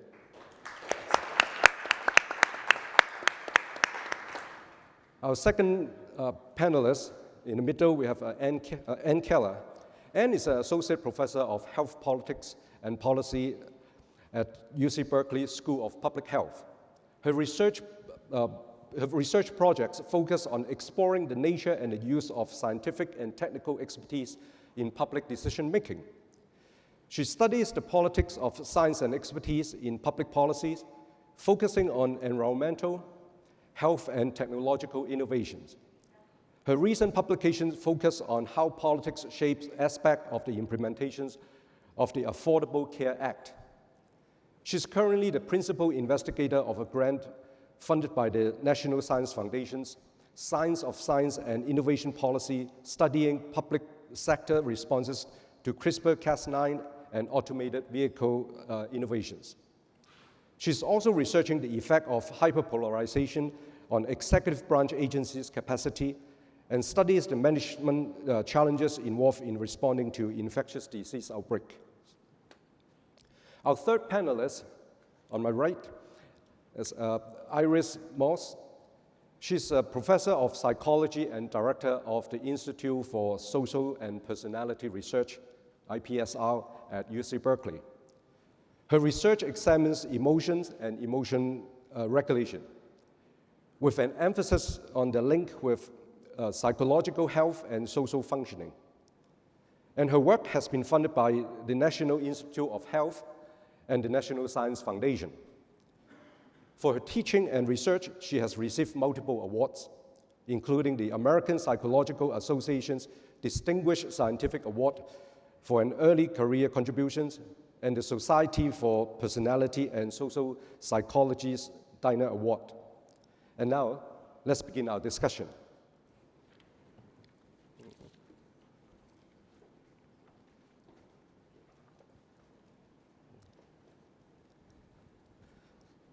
Okay. Iris, Ann, and David, let's begin our discussion today. I have a question for all of you. Now, both leading candidates have served as the president. Does that make this election different in terms of voter behavior or their attitude? Iris? I can start. Yeah. So I would say no and yes. It's a really unusual situation that we're facing in this upcoming election, where, as you said, both candidates are very familiar to people. But at the same time, people always make up their opinions very strongly, even when they have minimal experience with people. In English, we say holding an opinion, and it indicates that people consider their opinions and their intentions almost like possessions, and it's incredibly difficult to change opinions and intentions that people have. And in some ways, we're going to talk about that more, I think, later, but it's a little bit of like, it's almost like the holy grail of social sciences to help people change their own minds or other people's minds. So that's the no part in response to the question, that I don't think it's that unusual, but there's a yes part in the sense that it's a very unusual situation, and so we see sort of like a radical way of entrenchment in this upcoming election because people have so much experience with Trump and Biden, the two candidates. So we're seeing a radical form of the entrenchment that we generally observe. And so in a way, it's even more so than in general in American elections. It's going to come down to voter turnout, not changing anybody's opinions at this point, but mobilizing people who have made up their minds to actually go out and vote. And that's going to be really difficult, I think, and crucial. Yeah, I think that's, I feel like my comments are just going to build a lot on that in this respect. I think, you know, I think that, and David probably will speak to this as well, that voters sometimes are, you know, 4 years ago is ancient history in some ways in voters' minds, that voters are really sort of oftentimes updating what they think on very recent information. And I think we're also in a situation where a presidential actual record of performance is so mediated by a social media environment and by people's self-selection into kind of what they want to hear about candidates, that I'm not so sure that the past performance of the presidents, I mean, even Biden's recent performance, I think is sort of up for being powerfully shaped by the media environments that voters have kind of selected into. So for example, the US economy is growing more quickly out of COVID than I think any other economy globally. And yet Americans right now feel very insecure about the economy. That the idea that the economy is doing well under Biden is something that's being so mediated by social media that Biden's, his actual performance, some of the policies that he's pursued to really stimulate the economy, he's not really getting credit for. So when I think about, does Trump's performance as president, do people remember COVID and Trump's performance during COVID? Is that shaping voters' minds? And my expectation is probably not as much as we might think. Thanks so much for the question. I first also wanted to say it's just such a pleasure to be here for two reasons. One, my fiance is actually a Hong Konger, so I've come to Hong Kong maybe once or twice a year, and so when I got the invitation to come here, I was just so pleased. I love this place, and it's great to be here. And also, combining that with my love for Berkeley, I never thought was possible, so being able to meet all of you and be here today is really, really a treat for me. In terms of the question, I think there's a kind of a paradox a little bit in thinking about voter decision making, which is, on the one hand, I think it's shocking when we look at kind of surveys of voter knowledge, just how little the average voter knows about politics. And that's actually especially true of the voters that change their minds over the course of elections. So for decades now, my discipline of political science has been doing this big survey every 4 years where we track voters over the course of the election, and we look at, well, who's changing their mind. And the people changing their mind, I'm going to say no less about US politics on average than the people in this room halfway across the world. At the same time, speaking to what Iris was saying, those folks, the things they do know, their opinions can still be a little bit hard to change. As one example of this, I did this study in 2020. In the summer of 2020, Trump had been president for 4 years. Biden was coming back on the stage. The Democrats that summer were running a ton of ads about how Trump has been a bad president, et cetera, and those ads actually weren't really working that well. And one of the things we pointed out, and we had an op-ed about this, is that, well, voters knew a lot about Trump.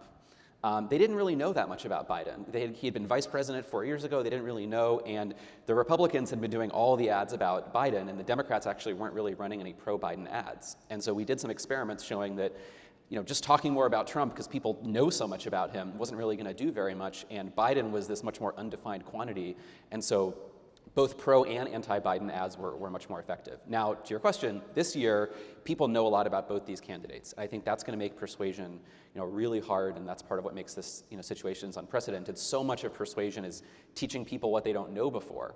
And so I think that's the paradox, is on the one hand, voter knowledge is pretty low. On the other hand, it's kind of higher about these candidates than we've ever seen before. Okay. I have a follow-up question on that discussion. When Trump won the first time in 2016, he won a lot of votes that have he won a lot of voters that had never voted for the Republican before. Yeah. Do you think this time he will hold on to those voters? Yeah, so this is something I think really interesting that even folks in the US often don't realize, but I thought it might be interesting for this room especially. So I think we, especially in hindsight, think of Trump as a kind of really extreme, unusually extreme on especially some issues, kind of president or political figure. If you actually look at how voters perceived Trump, especially in 2016 when he was running for the first time, he was perceived as one of the most moderate presidential candidates in American history. Voters saw him as really moderate, and why is that?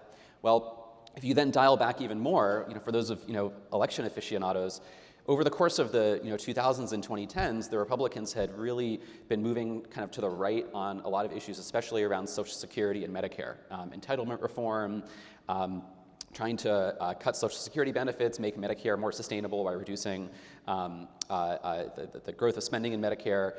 There might be good economic arguments for some of those things, but those were really unpopular. And I think part of what Trump did in 2016 is he kind of jettisoned all that stuff and said, yeah, I'm just not going to run on that stuff. He said, I'm going to protect your Social Security, I'm going to protect your Medicare.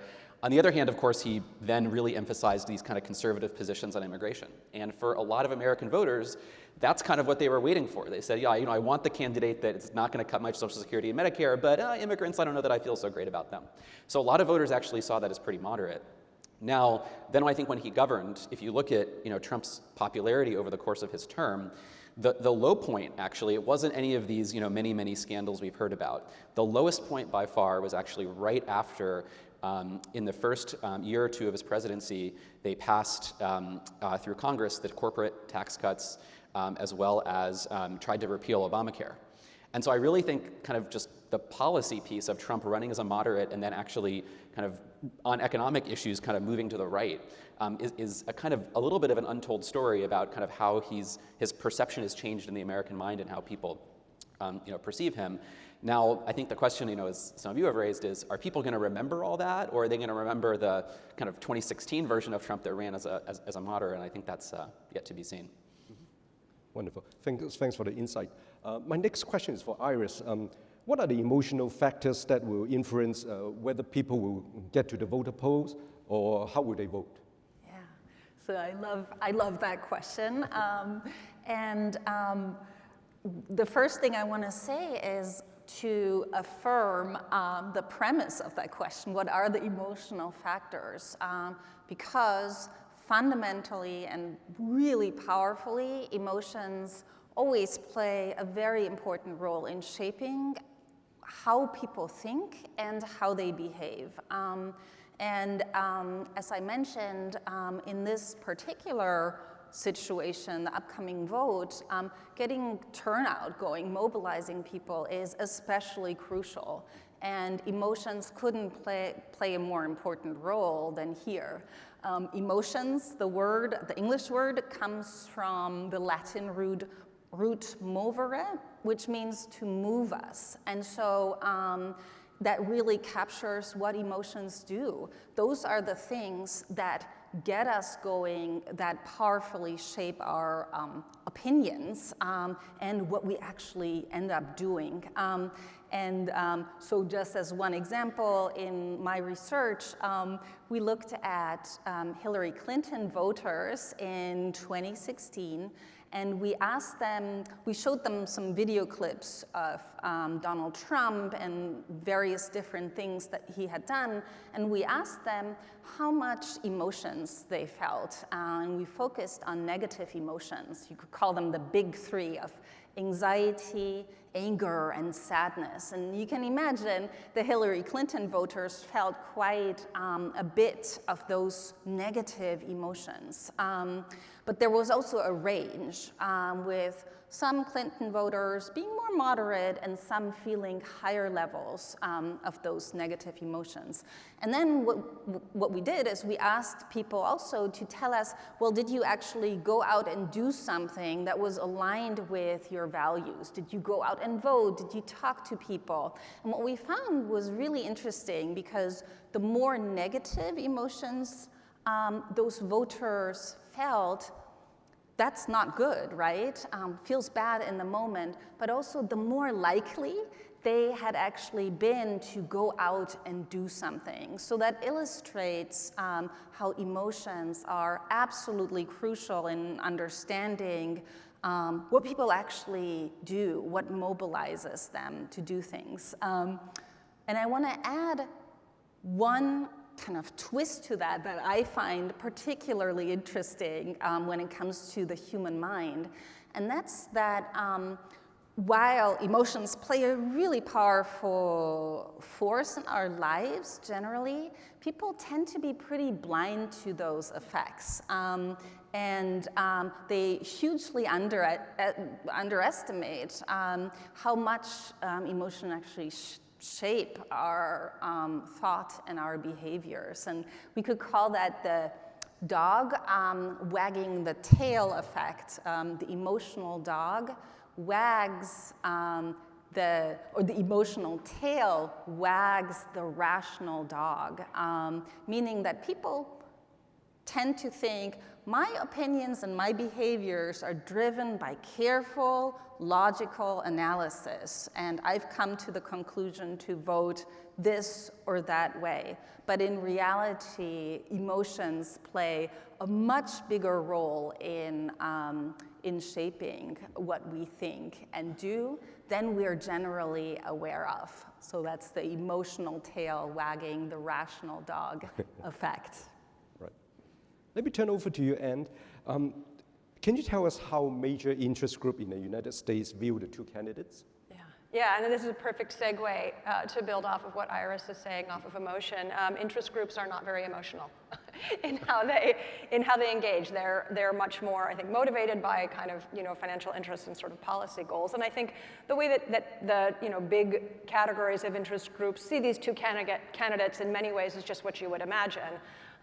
Business-oriented, trade association-oriented groups tend to favor Trump and favor Republicans because they tend to favor presidents who want to deregulate, not presidents who want to regulate. Unions, for example, would be much more supportive of the Democratic Party or Biden, supporting raising minimum wage, supporting sort of worker protections, worker safety kind of things. And so we see those really large categories of thinking about interest group motivations are there. And the one thing that I would say that I think is kind of interesting, thinking about this, using my own lens of thinking about how policy can shape, behaviors, is that increasingly, I think that the Republican Party has sort of ceded policy ground in some ways in approaching, and I think this really sort of shows up in the Obama administration. They began to just, anything Obama was doing, anything Democrats were doing, were considered sort of wrong. And that in and of itself, I think, sort of cedes policy ground. And the way that there are many interest groups that, while they sort of prefer Republican candidates, they actually sometimes prefer the policies that have been passed by Democratic presidents. And we see that with the Obamacare, with the ACA. So when Trump and Republicans tried to repeal the ACA, all of the interest groups, essentially, were really aligned against that repeal. Trade associations, business associations that normally tend to be more Republican-leaning. So we're seeing some daylight, I think, between kind of the Republican Party and interest groups. And this is really showing up around the, I think in this election, around the Inflation Reduction Act, where Biden has put billions of dollars into the US economy, trying to stimulate the economy to move to cleaner technologies, greener technologies. And a recent Politico article was running a story how the US Chamber of Commerce and the American Petroleum Institute are now lining up and lobbying to try to keep aspects of the Inflation Reduction Act that Trump has said that he would reverse. And so once again, we're sort of seeing the potential kind of daylight between interest groups that we normally would think of as very supportive of Republicans. So I think that there's, the Affordable Care Act is sort of the first instance of really seeing this sort of play out strongly. But the Inflation Reduction Act, there's so much money that has gone into this transformation that it's really making some of these interest groups reorient themselves. And I think in this Politico article, they quoted the head of the American Petroleum Institute saying, "We're a bipartisan organization. This industry is really bipartisan," which I thought was sort of just emblematic of how much daylight there is there potentially between the Republican Party and these interest groups that traditionally have been so conservatively oriented. I have another question for all of you to weigh in on. I'm an economist, so I'm more interested in the economics side of the elections. Can you all tell us how will the current state of U.S. economy impact the upcoming elections? So some of the best research on this, I think, is actually done by my colleague in the political science department, Professor Gabe Lenz. He's also an affiliate of the center I run there, the Berkeley Center for American Democracy.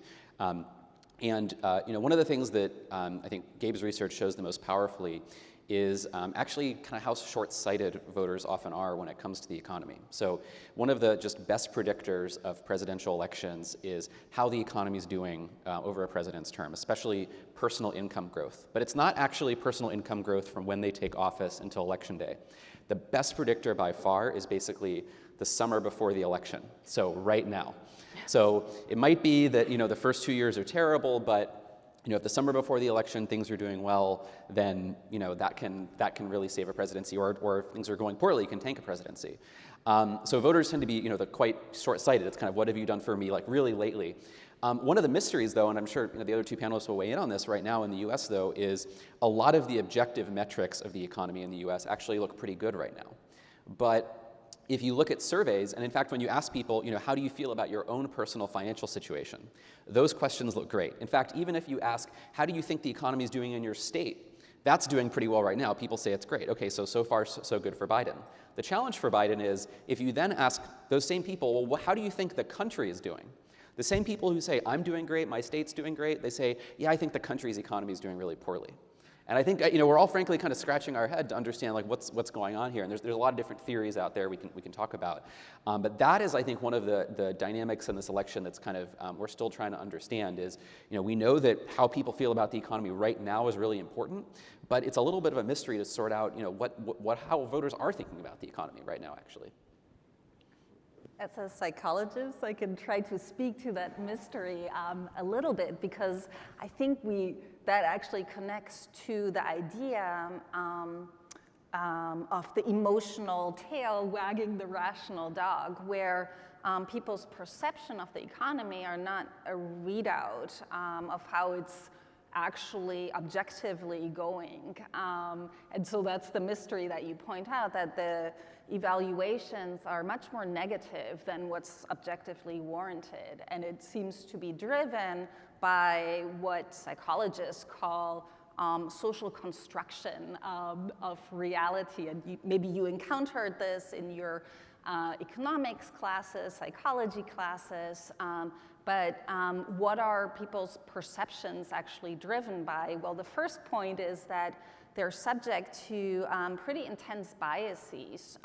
So not a readout what's actually going on. This is true when we're talking about perception of economy, but very generally when people perceive anything at all going on around them. What's it driven by? One is emotions, and I think people's emotions right now are stressed. People are stressed by what's going on all around the world, and that sort of acts like a lens that colors how they perceive the world and the economy. And the second piece is groupiness of people, meaning partisan group membership. And so, for example, people who favor Trump are going to have a heavy negative bias in how they perceive the economy.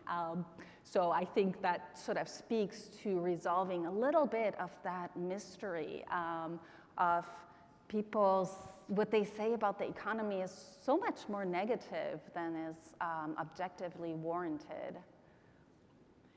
I'm not even sure that I have maybe a hypothesis to throw in here. I certainly don't have any answers about this.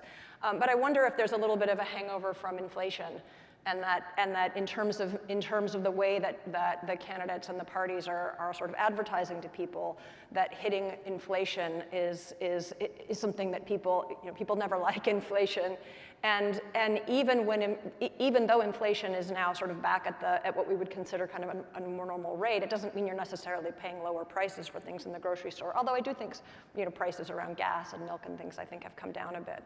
And I also think, one of the things that I thought was really interesting is that the sort of thought leaders who tend to shape the way that the media covers the economy coming out of COVID were really scratching their heads about what this economy was doing. It was really nobody had a lens or a framework for understanding really how the economy was going to perform.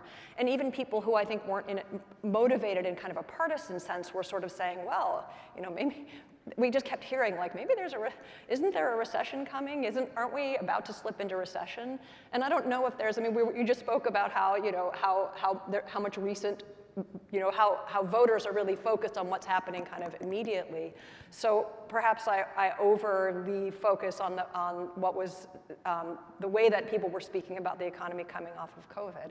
But there was a lot of uncertainty that maybe just created this level of kind of emotional unease, that even though the economy is performing better, even though people say, I'm doing great, my state's doing great, the unease hasn't left. So that's, once again, probably not a great explanation, but a hypothesis about what could be going on there.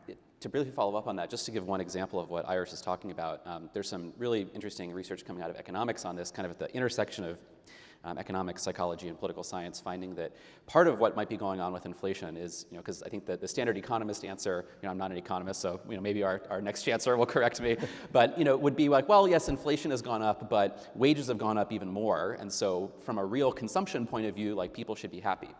So some of the psychology research is suggesting that part of how people perceive that is when their wages go up, they say, well, that was me. I did that. So they kind of attribute that to like, yeah, I got a 10% raise over the last few years. That's because, you know, I'm a great worker. On the other hand, prices have gone up 8%. Well, that's not my fault, you know, and they don't realize, well, part of why prices are going up is because everyone's wages are going up, including yours. And so when people kind of attribute, you know, externally what's happening with prices, but then attribute internally what's going on with inflation, you know, that could be part of, you know, psychologically why they're not as happy as the economics data suggests maybe they should be. Let's follow up on that. Thinking beyond economics and economic growth, what drives people's votes? And that was a beautiful transition, actually. David ended on the idea of happiness. And so economics are, of course, incredibly important. There's the old Clinton adage, it's the economy, stupid. But when we, as psychologists, behavior scientists, ask people, what matters most to you? What people will say is, of course, material factors are very important, physical health is very important, but what is even more important than those things is the sense of having a good, meaningful life, having well-being, in a word, happiness. And so that really is fundamentally the most important thing to people, and that's true across the globe. So for example, when we ask people in Russia, that comes out. When we ask people in Germany, that comes out. In the US and in China, like generally we find that all around the globe, this is true. And well-being or happiness is of course connected to material factors. But it turns out that once you cover the basic needs, basic income and financial needs, the gap between income, for example, and well-being starts to widen. So more and more people's happiness is driven by other people, by other things than money. If you will, you could say money is important, but money can't kiss you. So then what is important in determining that most important value to people, their happiness? And research at Berkeley psychology and other places suggests that there's, of course, multiple factors, but one comes out as the most important factor time and again, and that's social connection. Having good relationships, even if it's a single good relationship, having a sense of connection with the people around you, but also having a sense of trust in the broader society that you're part of is incredibly important for your happiness and well-being. And so much so that when that trust is undermined, you see at a societal level well-being taking a real hit. One of the things that undermines that trust actually is economic inequality. So in societies that have greater economic inequality, you see people have lower well-being.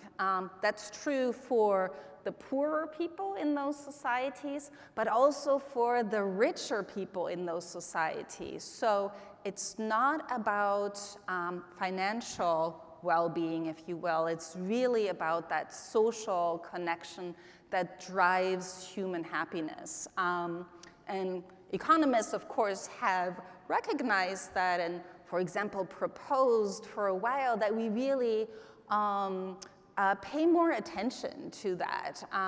For example, indexing societal well-being by happiness index in addition to gross national products. And so I think what all of this points to is that we really need to pay attention beyond economic factors when we think about what drives voters what are their most important values. And I think the challenge will be to help voters figure out how to vote both for their economic interests, but also for their well-being interests. And the research points to the fact that it comes down to voting for social connection, security, and less inequality that will help achieve exactly that. Great. Well, let me raise another question, which I'm sure many people around the world has been pondering. Are there any bright star who might run against Biden and Trump? Why are we stuck with these two candidates? So I'll take a stab at that. So there's not many things in political science that we call laws. Most things we find patterns, statistics, small relationships, but we have one thing we actually call a law, which is called Duverger's law. And what does it say? Basically says that in a system like the US system, where it's winner take all, you basically always have two main political parties. And why is that? So you can see that what's happening right now. So we have this candidate, RFK Jr., who's running. He might get 1 or 2 or 3% of the vote. That actually might be enough, depending on who he pulls votes from, to switch the election. But why is it that we don't tend to see in places like the US that have our electoral system big third parties? Well, imagine you're an interest group, right? And you show up and you say, well, I've got 10% of the voters. You know, I'm the pro-gun interest group or the pro-abortion interest group or whatever it is. And I've got 10% of people who are going to vote my way. Well, 10% can't win an election in the US. There's some other electoral systems where it can, right? Where you can get 10% of the seats in the parliament and actually win political power. In the US, if you win 10% of the votes, you get nothing. And so the incentives of those voters or those groups is to team up with one of the parties and say, hey, we really, this is our issue. Can you, speaking to this interest group dynamic, can you, we'll give you our votes if you kind of bring us on your team. And that's why it is, on a kind of a deeper level, why it is we're kind of stuck with two parties is that you basically just don't see electoral systems like the US's almost ever have, truly viable third parties. And so I think that's the deeper reason why, I think we're not going to have a third party, candidate come up anytime soon. But will passivity and disinterest in the candidates become a big factor in this election? Yes, I think that's an incredibly important question to ask in this election, but also in general. I think we talked a little bit about how there's a lot of bad things going on around the world, which makes people feel overwhelmed and react defensively by retracting from the world, by becoming more disinterested, to protect themselves and more passive. And I think it's going to be really crucial to keep counteracting passivity and disinterest, not just in this election, it's really important, but in general. We talked about how emotions will do that because they move people to not be passive. They're the opposite of hopelessness and disinterest. I talked a little bit about the negative emotions that help people do that. And luckily, there's a little bit more hopeful message too, in that not just negative emotions drive people to act, but also positive emotions. And there's increasing interest in psychology in understanding exactly how positive emotions like hope, enthusiasm, interest, curiosity, act in people's thought and behavior. There's a theory called the broaden and build theory of positive emotions that points to two really important functions. The first function is the broadening function, and it's sort of it refers to the fact that positive emotions broaden people's minds. So they make them open to receiving information, including new information that they don't already believe in. So it lays the groundwork potentially to change their minds, and that's of course really crucial. The second function is the build function, and it refers to the fact that positive emotions also lead people to act in ways that reaches out to other people, builds connections with other people, and it also motivates them to go out and do things about things that they might disagree with. And we saw, for example, in the 2008 Obama campaign that basically ran on positive emotions, that ran on the platform almost of hope. And so that's really key in combating disinterest and passivity. And I want to add one more piece that I find really compelling and interesting, and that's the idea that people differ in a key trait called intellectual humility.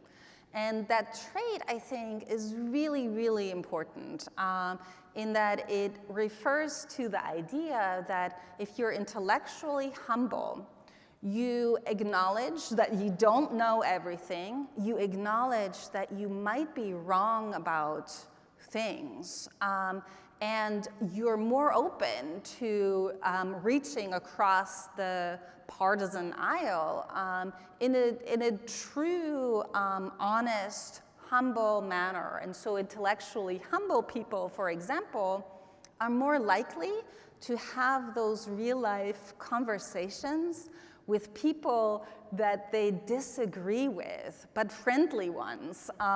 So exactly the thing that Anne earlier pointed out as lacking in the cultural landscape of the US at the moment. So I think positive emotions and intellectual humility are gonna be just key ways of combating the passivity and disinterest that we really see pervading the US at the moment. Right. I was going to say, if I could just build for a moment on that too, because one of the things that I think is really sort of striking when I take the long view and I go back into sort of ancient history, when Jimmy Carter was president, the U.S. was coming off of stagflation, we were dealing with an energy crisis, the hostage crisis, and Reagan sort of really motivated voters by saying, you know, I want to sort of look at what American can be, and instead of just focusing on all of these problems, and you know, Jimmy Carter's campaign of like, to solve the energy crisis, we're going to have to put on a sweater, or you're going to have to drive slower, like there were all these things he was asking of the American people, and Reagan sort of just swept in and saying, everything's great, everything's wonderful. And I think in some senses, when we look at the two candidates that are running now, when I hear Biden speak, there are a lot of times where he's talking about Americans, there's nothing that we can't face, there's nothing that we can't do together.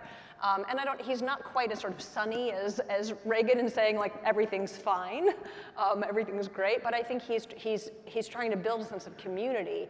I think when we hear Trump speak, I think Trump sounds like he's sort of more aggrieved, and he's so focused on his legal troubles and concerns that he has. He's very, very negative right now about electric vehicles. I think there's a lot, he seems to have a particular vendetta against electric vehicles. So I wonder how the way that the two candidates now are speaking is going to sort of play into who is ultimately motivated. And I think another thing that I think is potentially motivating, and this builds maybe on the negative emotion more than on the positive emotion that Iris has been talking about, is just the issue of sort of women's reproductive health care access and abortion.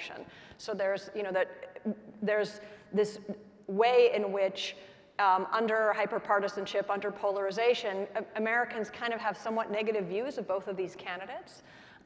But I think the Supreme Court rolling back Roe v. Wade has really energized a group of voters who may have otherwise been a little bit disaffected. So that's another factor in this election as well. Well, we have about 20-25 minutes left before we break for lunch. Now, before we go to the Q&A session, let me ask one last question.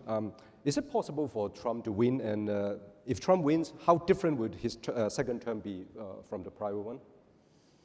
That's a great question. Well, so I want to follow up on something you said earlier, which is I think one of the interesting dynamics in the election right now. So, I think part of what really wins votes in elections is both sides have their vulnerabilities, right? They both have the policies they support that are not necessarily the most popular, and so a lot of the game is don't talk so much about the things your side supports that aren't so popular, and talk about the things the other side supports and say, hey, they support this thing, and that's not popular. I think when it comes to this election right now, obviously, one of the things that Biden is pointing to is Roe v. Wade, I think the interesting thing about Trump is that you have this trend right now where a lot of business leaders are coming out and saying, hey, we're really excited for the next Trump term. In Silicon Valley, right in Berkeley's backyard, there's a lot of Silicon Valley leaders that are saying, you know what, we support Trump for a new term. And I think one of the interesting dualities, though, is that about a next Trump term is that Trump, a lot of the policies that he's running on are very populist in the sense of they're popular economic policies, but they're populist in the sense of if you asked most economists, they would be pretty skeptical. For example, Trump is running on the idea of an across-the-board 10% tariff as a solution to inflation. And most of the economists I know say, 10% tariff, make everything, put basically a 10% sales tax on everything. I don't know that that's going to help inflation a lot. I don't know that that's going to be great for the economy. But a lot of voters, actually, that's really popular. People like that idea. Now, at the same time, I think when you ask the business community and you say, well, wait, this is not really super pro-business. Business tends to be pro-free trade. What you'll see business people say in the press is, well, we don't think Trump's really going to do that, basically. And so I think this is one of the kind of big questions about the next Trump term is, well, is he going to kind of govern the way that the business leaders that are supporting Trump hope he will govern, or is he going to govern in the way that's kind of consistent with his rhetoric? And that's not new to Trump. All candidates have some of that kind of the stuff they throw out there that they think is going to win them votes, and then when they govern, they have to kind of triangulate between that and what their advisors tell them is good for the economy. But I do think with Trump, there's this kind of unusual gap between, what I think the kind of voter on the street, thinks, are hearing and thinking that they're going to get versus kind of the interest groups and donors think they're going to get. And, I don't have a crystal ball to know if he wins what it is, but I think that's going to be, one of those groups is going to be surprised, and I'm not sure which. I want to see if one of the areas that I've been doing a lot of research on is how presidents focus on environmental regulation in particular and healthcare regulation. And one of the things, also building to sort of Trump's populism, I think in his first term he ran as a very populist candidate, and then he did a whole bunch of things that weren't very populist. He did a whole bunch of things that really gave a huge amount of money and a huge amount of corporate tax breaks and things that weren't very populist. But the populist thing that he has stuck to is an anti-science populism, anti-expertise. And I've done some work comparing the Reagan presidency and the Reagan's oversight of the EPA with Trump's oversight of the EPA. Both are presidents who had sort of anti-regulatory policies. They wanted to scale back regulations to be favorable to businesses. And in so doing, undermine kind of public health and environmental health. But the Trump version of it was a very specifically anti-science version. So Reagan was trying to kind of make the EPA weaker in the ability to kind of pursue enforcement of environmental regulations, but he didn't really attack the fundamental science at EPA. He didn't attack science budgets, he didn't attack scientists in particular. And since we don't have too much time, I'm not going to go through all the particulars as if you were sitting in my class and I wanted to lecture to you about this, but Trump's attacks on science in the EPA were multifaceted and probably not only drove scientists away from the agency, but made new scientists who might otherwise pursue a career in public service think twice about doing so. And one of the things that Trump is promising to do is to overturn basically 120 years of expertise in federal agencies. He's trying to actually get rid of civil service protections. And overnight, that would mean that Trump could take experts out of any agency. He could fire experts at will from any agency, from the FDA, from the CDC, from the EPA, and put in Trump loyalists. And so it's interesting that voters have this perception of him as a moderate. It couldn't be more revolutionary. We do not the way that the American political system and the way the American administrative system functions has been very stable in terms of having expert agencies and having kind of an independent civil service. And Trump is promising in the next presidency to overturn that, which is, it's revolutionary. It would be a totally new ball game. So that's a very and that is a place where he stuck to his populism when he governed in the last presidency. Yeah, the question, is it possible for Trump to be elected? I get asked it a lot I grew up in Germany, my family is there, and I get asked that question a lot in exactly that tone. Is it possible? Because I think on the face of it, and maybe you all are thinking similar things, it's why would it be, right? Both of you outlined some of the ways in which Trump was bad for many people and will probably be bad for many people. He's a felon officially now. And so many people would start from the assumption that rationally there should be no way, right? And yet, I'll go out on a limb and say it seems very possible that he will be elected. And I come back to the idea of the emotional tail wagging the dog in that I think Trump has very much so, he speaks to the socio-emotional needs that people have. They feel a sense of belonging with Trump. They feel a sense of movement, a sense of purpose, and that, I think, drives people being incredibly committed, even against their own best interests in voting for Trump and sticking to it against anything that comes his way. Ooh, thank you. Let's take some questions from the floor. There's the gentleman with the blue. Yeah.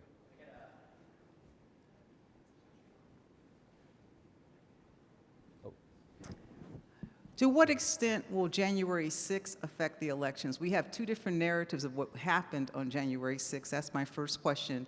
And then also, you know, I look at the voters that voted for Obama, and then many of them voted for Trump. I mean, the same voters, and just to the extent how that will affect the election, which I think is just really very uncanny because you have some of those same voters. But January 6th, we got two different narratives that are occurring right now.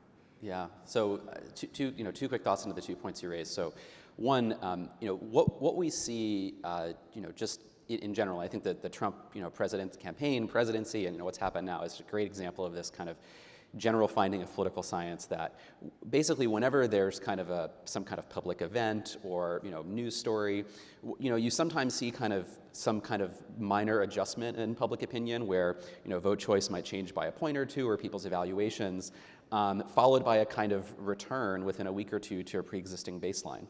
And I think Trump has just been such an example of this for the last few years where, it felt like, especially during the presidency, every month there was, or every week there was something, sometimes some weeks every day, there was something that felt like, well, this is going to be the game changer of, people will totally change how they think about Trump. And, maybe his numbers for like the stuff that was like really unprecedented would move by a point or two, and then they would kind of move back to where they were.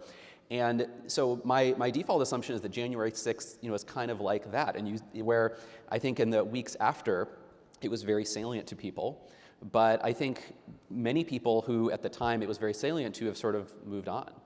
And I think that connects to the second part of your question, which is, well, these folks that switch parties, who are they? And I mentioned that at the beginning, that one thing that's a constant is the folks that switch parties are move across the aisle tend to be kind of less politically engaged. They're not hardcore partisans for either side. One of the really interesting things that I can tell you in the world of the Democratic campaigns is causing a lot of awkwardness right now and soul searching, is that a lot of the voters who have, when we interviewed them 4 years ago, voted for Biden and now are switching to Trump, are actually Black and Hispanic voters. Trump, that's where a lot of Trump's gaining ground is coming from. He's actually doing pretty well with the white voters, but he's losing Black and Hispanic voters. And I think that kind of surprises people, like, wait, Trump, like all these issues he seems, people, one of the big reasons people said we got to vote against Trump is, hey, Trump's racist or he's anti-immigration or whatever. And for me, I think what that goes to show is that voters are very complicated, and there's a lot of things people care about. And if you look, in the data at who are the Black and Hispanic voters that Trump is now winning over, and you look at, what do they say on open-ended responses? What do they say about, what they care about? A lot of it, people are not only defined by their, racial or ethnic identity. A lot of people say, it's the economy and inflation. And it's those kind of bread and butter considerations, or for some of them, it's kind of issues where there are a lot of moderate or more conservative Black and Hispanic voters that are saying, Trump, I heard all this stuff about him being racist. My life was fine in the Trump presidency, and so I'm kind of upset about inflation. And so I think my sense of the data is that's actually where a lot of the movement is coming from. And the Democrats are not quite sure what to do about that. Let's take a question from the gentleman over there at the table.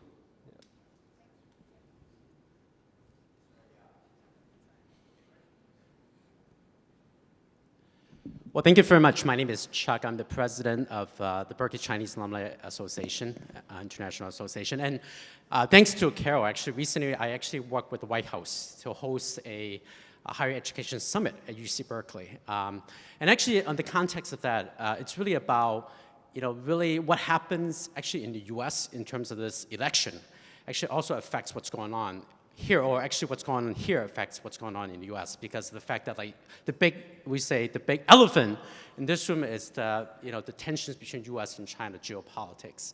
And part of that, as you kind of rightly mentioned, because of that actually there's been a lot of challenges.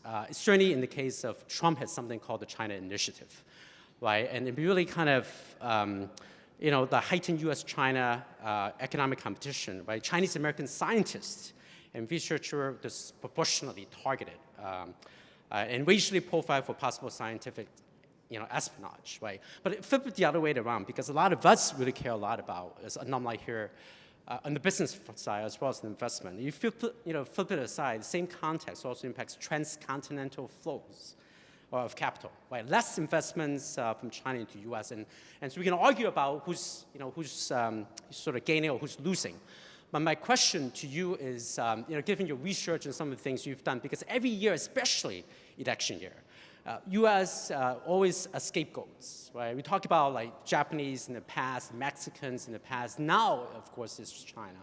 So my question to you is, can you chime in a little bit? What can we do? And certainly, kind of, if you could also advise. We have the leadership here. Obviously, Carol and Rich. Right? What university could do? What can alumni and us could do as leaders? That's a great question. Just in some of the ways that I sort of have been thinking about this is thinking about how the two candidates really style themselves differently, sort of internationally. So Biden is much more the type of person to try to work through alliances. I think Trump is much more of an isolationist, sort of likes America to go it alone. So I think that in thinking about, that doesn't really answer the question of sort of what to do or what the university should do. But you can see things like, for example, in sort of Trump's tariffs against China, that was sort of bull in a china shop. He just had tariffs that were sort of broadly applied.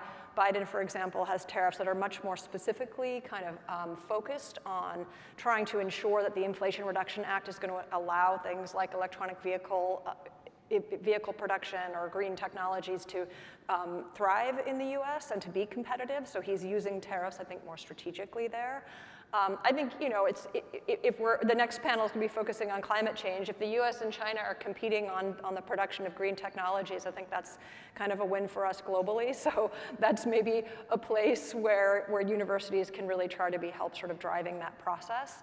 And I think at the end of the day, one of the things that I tend to think about this is really different from sort of from a Cold War situation where the Soviets and the US weren't economically intertwined at all. And the US and China are fundamentally economically intertwined. And so sort of figuring out a way for there to be sort of a healthy competition and a healthy coexistence, and to get these two really powerhouse economies to really tackle some of the global challenges we have is I think potentially that's the place for universities that are, that want to have international and want to have, want to have collaborations that really cross borders, to really say that there's room for the competitiveness to be for the greater good.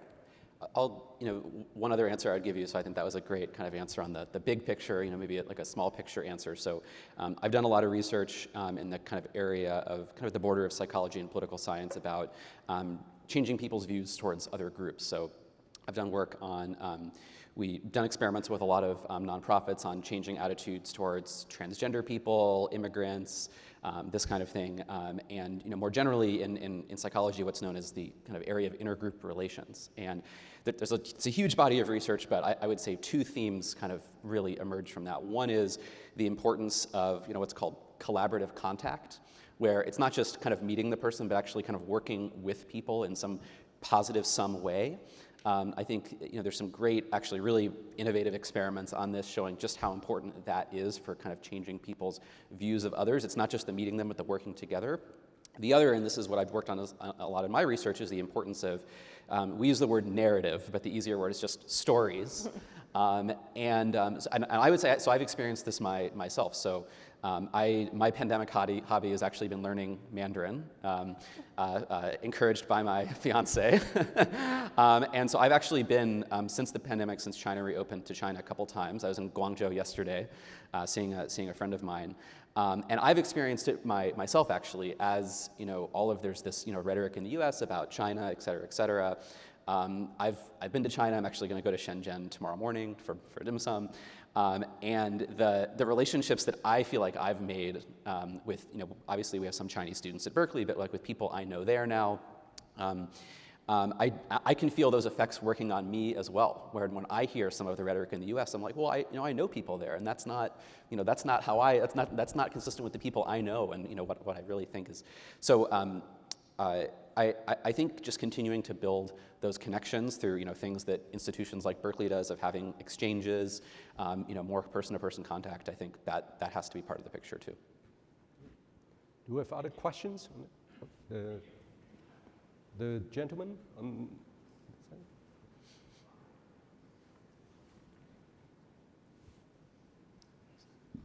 Can you talk about voter behavior on two things? One, on presidential debate coming up. We weren't going to have it, now we're going to have it, rules change, different station. What's the real impact, you think, or if any impact? I think based on what you said, voters made up their mind. Second thing was last election, there was a lot of what we call foreign interference, either through all the social media network impacting voters' behavior. What do you guys think about this time? Because it's much more extreme now with TikTok and more viral. And I think both sides are very focused on this as well. I would love to hear your thoughts on that aspect as well. Yeah, two big questions and quite different questions. First, the debate and how is that going to shape how people will potentially change their minds? Will it change their minds? How the debate is going to, or the debates will play out? Will it change whether they're going to go to the votes? And so I go back to the idea that I don't think it's actually going to change people's minds at this point. Even though we put a lot of emphasis on how is it gonna go, and I'm one of the people who sits sort of like at the edge of her seat, watching those things. I don't think it's going to change people's opinions. What it will do, I think, is potentially mobilize voters who already hold a particular opinion to actually go and vote. So if a candidate can communicate a sense of purpose, a sense of urgency, a sense of emotional investment, then I think there's some room to persuade a small slice of the vote. The second question is on interference. And yeah, so I think the danger is even greater this time around because we're even more swayed, and this is particularly true for younger voters, by what we see on social media.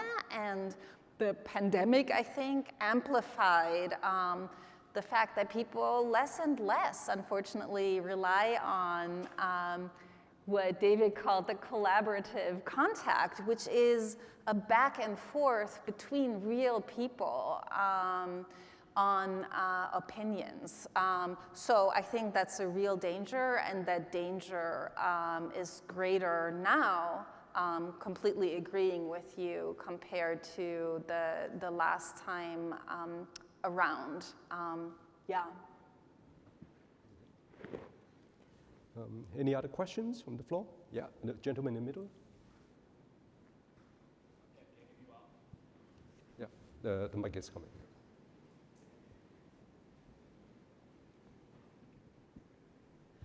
Thank you, first of all. Thank you all for sharing. And I'm from Shenzhen. I'm from Shenzhen Berkeley Club too. And just to Davis, just last comment, if you really want to try some good dim sum, go to Guangzhou and or stay at Hong Kong.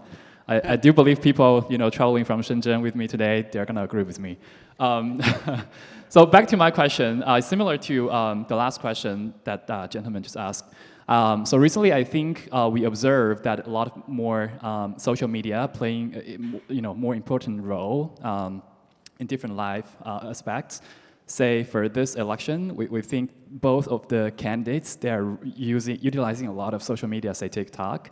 But on the other side, I think TikTok is going through also I would say a new challenge. So how do you see that new trend and the pattern, and what do you think TikTok or similar social media can impact the current election? Thanks.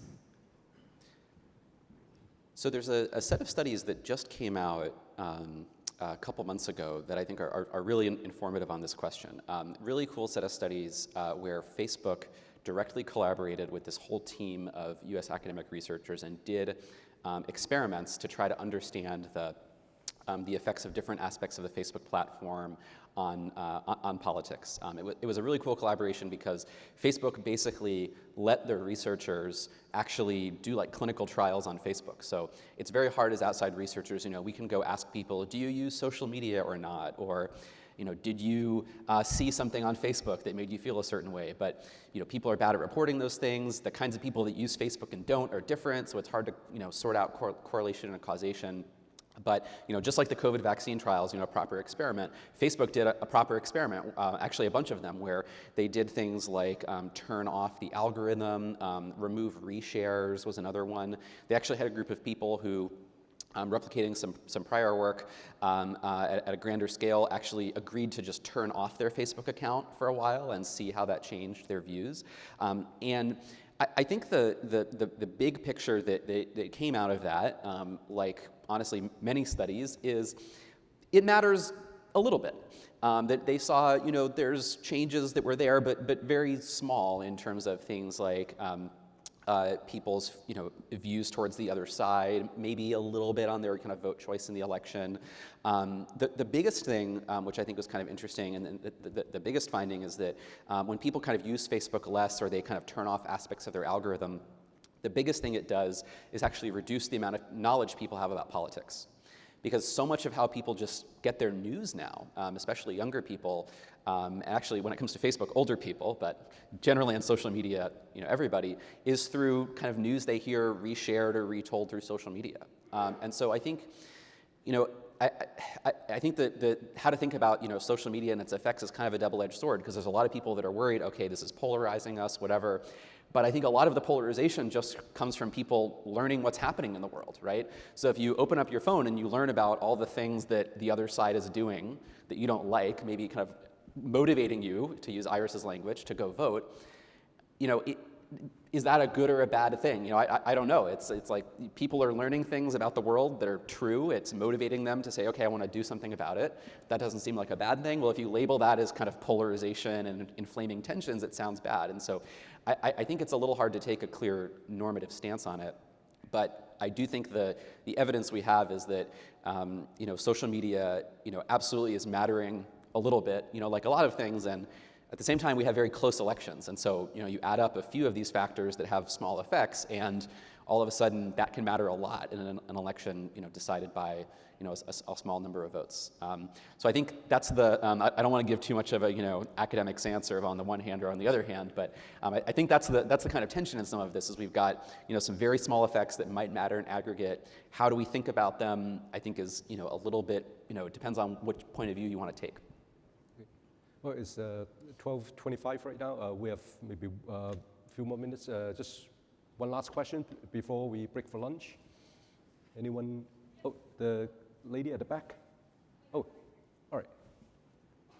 So one of the things that is striking, having gone through public school education in California, is the degree to which the U.S. is very focused on U.S. civics, U.S. history, and not so much about international.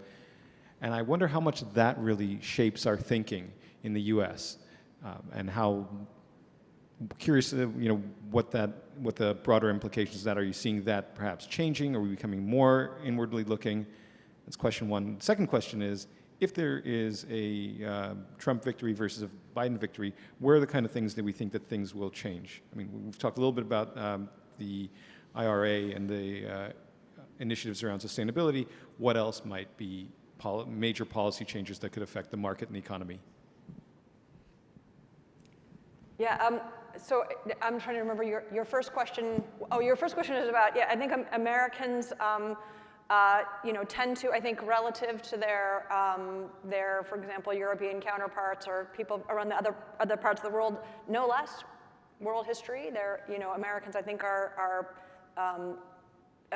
tend to be very domestically focused when they're thinking about voting, for example. I don't think those things are changing very much. And I'm actually, that's a little bit beyond my expertise, so I'm not so sure that I know that it's changing, but I don't personally see that it's, that Americans are becoming sort of more globally thoughtful or oriented, for what that's worth. I mean, I think that there's, you know, and hopefully the other panelists will join me too in answering this. I think, you know, in thinking about, you know, the areas where I study, environmental politics or even kind of technological innovation, I think there's, you know, the potential for really, we're seeing, I mean, the beginning panel was sort of looking at Berkeley's contribution to innovation, and one of the, you know, a counterpoint to innovation is to sort of have the state and the community sort of think about what kind of innovation we want. And I think that, I don't know if it's in Silicon Valley or sort of the business community in general sort of thinks about regulation as kind of a damper on the economy. But one of the things we found in our NSF research when we were looking at both the regulators who were trying to manage connected and autonomous vehicle technologies and the regulators who were looking at CRISPR medical therapies, is that the innovators were saying they wanted really highly competent regulators to sort of to protect the license to try new things, and that they were worried that if some sort of rogue company or sort of, you know, takes autonomous vehicles and, you know, is not safe or not thoughtful about how they do it and they're killing people, that shrinks the possibility for sort of innovation. And it was interesting to sort of hear we're, you know, looking at two innovative technologies that are really different, where the people that we were interviewing were both telling us this story about, like, we need competent regulators to be working with us on this so that the way that these technologies are rolled out is good for society, because otherwise the funding dries up, the public support for innovation dries up, and so that for me is is a potential sort of outcome of the election, where if you don't really support kind of the sciences, you don't support public sector regulation, that actually ends up undermining innovation. I don't know if you guys have things you want to say about the differences and. I mean, I'll say one thing, which is that I don't want to sound too Pollyannish about this, but just to give a slightly contrarian take on the or maybe provocative take on the premise of the question, I do think over the history of American politics, and we see this recently, in any given election, you often see these big differences between the parties, and then oftentimes, no matter who wins, the more popular things that one side or the other said, they end up adopting. So think about in this part of the world, right? The Obama administration, I think, had a much more friendly relationship towards China. Trump runs in 2016 in a way that's much more hostile towards China, and now Biden's really copied that. And I think you see it, in the same time I was talking about Trump kind of move towards the Democrats on the issue of Medicare and Social Security. And politically speaking, when one party notices that the electorate's moving in a direction, there's just a really strong incentive for both of them to go in that direction. So I don't want to stand up here and say, there's no difference between them, but I think there's such a bias in our news and our media to really accentuate those differences that I do think it's also good to remember that, for better or worse, I think the parties face a lot of the same incentives to not touch certain issues, to support certain things, and to kind of converge on a lot of the same kind of things they want to run on and tell the public. And so I think on some issues the differences would be really great, but on a lot of them, the nature of politics is that they're going to kind of face the same pressures to move in the same direction, and the differences might not be as large as you might think from their outward presentation. Well, this has been an extremely fascinating discussion. Unfortunately, we are running out of time and we have to wrap it up. Iris and David, thank you very much for your time today. And please join me to give another big round of applause to our speakers. Good afternoon, everyone. I hope you guys are having a good day so far and recharged after lunch and ready for more intellectual content this afternoon. And I'm very honored to be here as your moderator to facilitate our last panel of the day. Just a little bit about myself. My name is Junji Li. I'm an alumnus from College of Environmental Design. I did my Master of Architecture there. And since I graduated from Berkeley, I've been dedicating my entire career in sustainable design innovation and pushing our industry towards a greener future. So it is very much my pleasure today to introduce our third panel of the day, Bridging the Pacific, California-China Collaboration on Climate Solutions. Energy is a defining challenge of the 21st century, leading the way on finding solutions to some of the most important global challenges. UC Berkeley and Berkeley Lab are pooling their vast expertise to help achieve an affordable, sustainable, and clean supply of global energy. Faculty and researchers at Berkeley and the Berkeley Lab are developing renewable and sustainable energy resources, advancing new technologies to help curb energy demand, understanding the implications for climate change and the environment, and formulating appropriate and timely policy responses. California, a recognized leader in clean energy innovation, and China, with its vast manufacturing capacity and growing commitment to sustainability, represent two powerful forces in the global effort to combat global climate change. Their collaboration holds immense potential for developing and implementing impactful climate solutions. And this afternoon, our panel of faculty experts will explore developing solutions to the energy, climate, and environmental challenges we'll face together.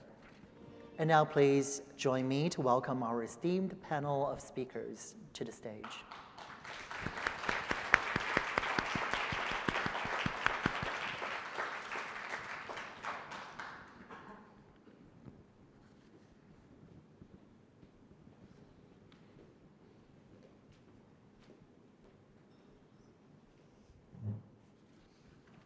First, we have Dr. Fan Dai, and she is a lecturer at Berkeley School of Law. She has played a significant role in leading California's collaboration with China on climate, energy, and environment. And she was appointed by Governor Edward G. Brown Jr. as special advisor on China. And Governor Brown, Dr. Dai chaired the state's China Interagency Working Group and acted as the state's liaison on its critical economic and environmental initiatives on China. And previously, Dr. Dai served as a senior advisor at California Environmental Protection Agency and California Governor's Office of Business and Economic Development. In this role, she advised the state's international policy and global climate partnership. In 2017, she organized the Governor Brown's trip, which resulted in a successful meeting with President Xi Jinping and the commitment to establish the California-China Climate Institute. Then we have Professor David Berkeley, who is a climate change biologist and professor in the departments of integrative biology, environmental science, policy, and management. And he also serves as the dean of Rausser College of Natural Resources.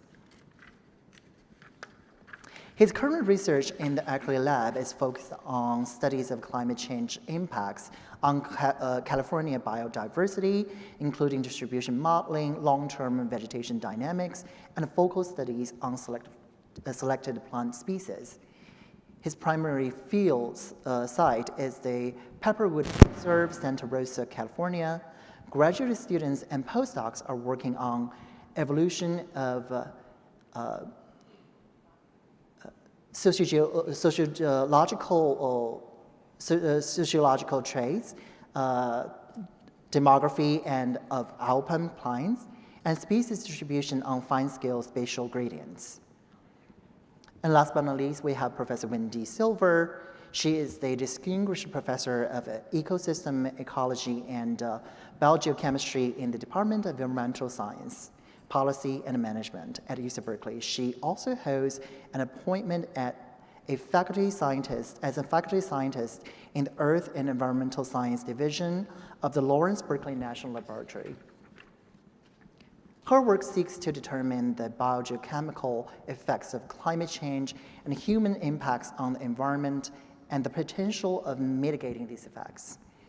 The Silver Lab she leads is currently working on climate change, mitigation potential of working lands, effects of drought, extreme climate events in tropical forests and temperate grasslands, and greenhouse gas dynamics of drained agricultural peatlands, as well as natural and restored peatlands and wetlands.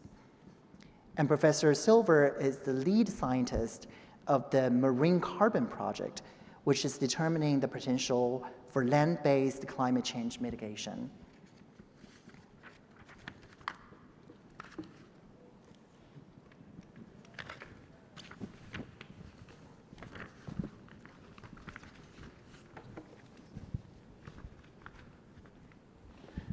Good afternoon, professors. And so I'm going to start with a question that helps the audience to get a little bit better to understanding of what you do.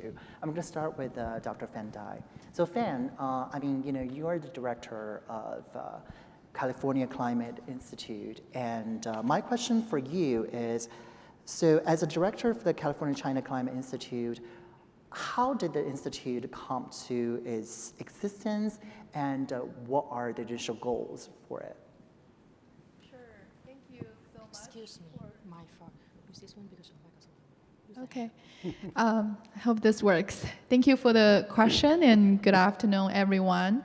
I think the moderator already alluded in his introduction about me, which was back in 2017 when Governor Brown, then the governor of California, went to China, and he had this very famous and exciting meeting with President Xi Jinping, and they talked about back then, now it's 7 years ago, how to institutionalize that very important partnership between California and China on energy and climate-related issues. So there came that idea and the seed of this institute. And I still remember in the earlier days that those conversations with the Berkeley leadership, including Dean Ackley for their sponsorship. So we found a home in Berkeley where I feel really proud of because I also graduated from Berkeley Law. So that was where, initially where the institute were funded.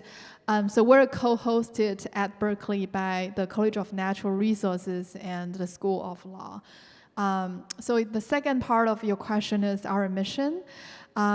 This is actually the 5th year since the Institute was established. I think our principle and our mission is very simple.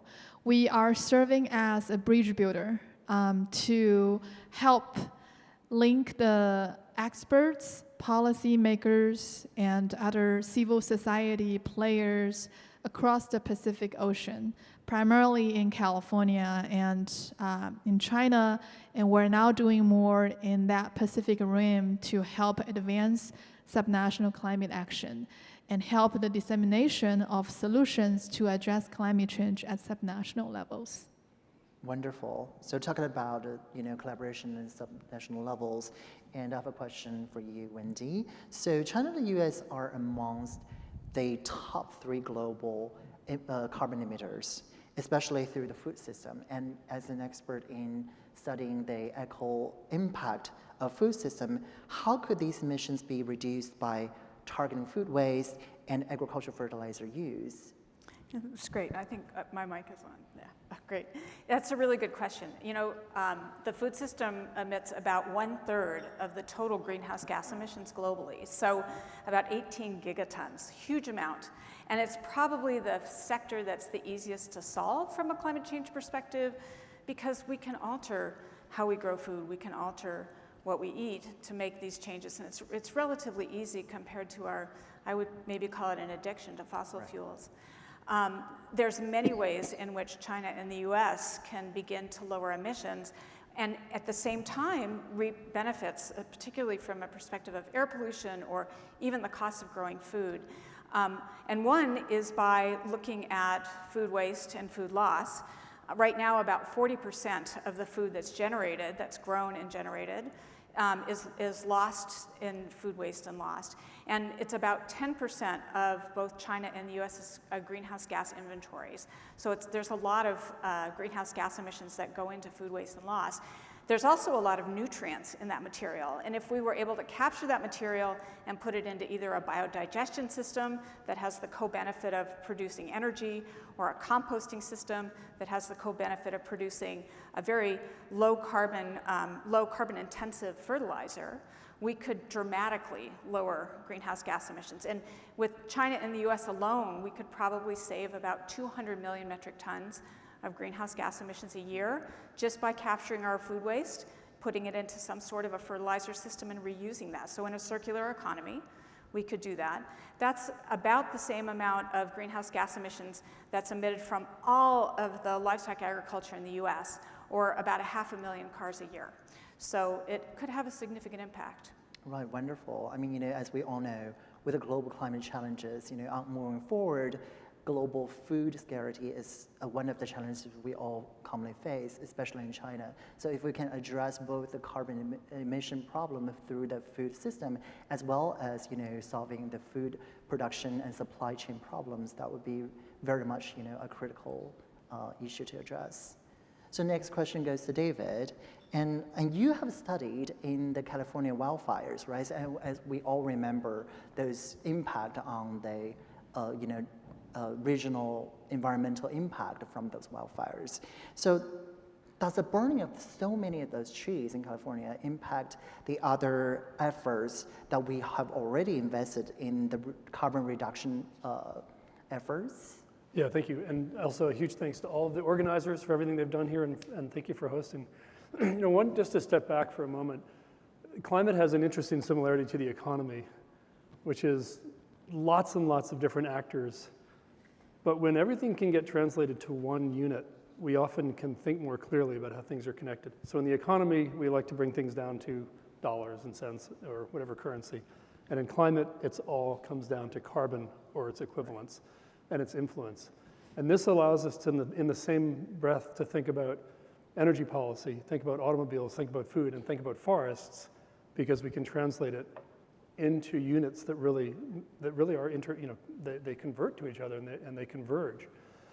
So in 2020, California forests released as much carbon in that 1 year from wildfire as all of the savings we'd achieved in improved efficiency in automobiles, in electrification.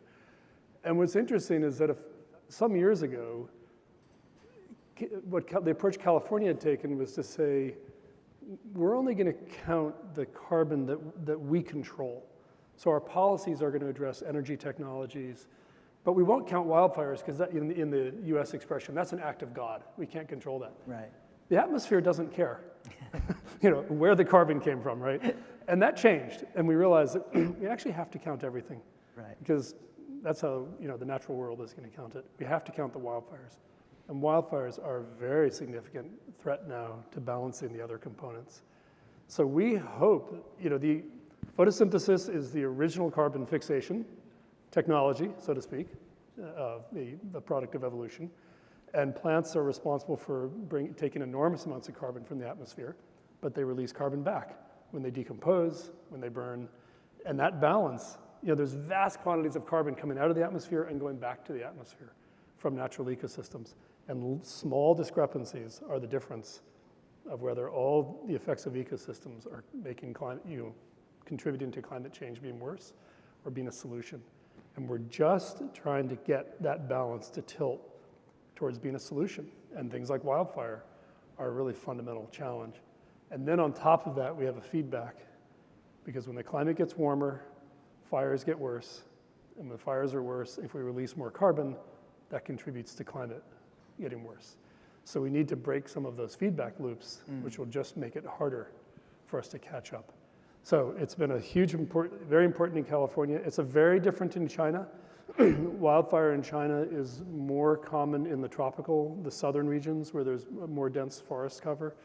We're in the pine forests, the conifer forests.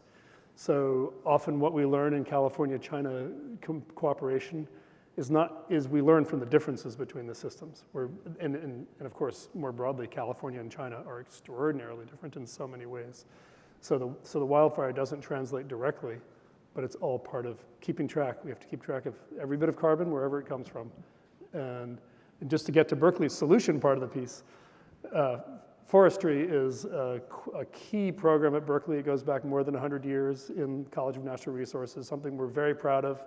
We've trained generations of forest managers, and there's a lot of innovation happening. There's remote sensing, there's new technologies.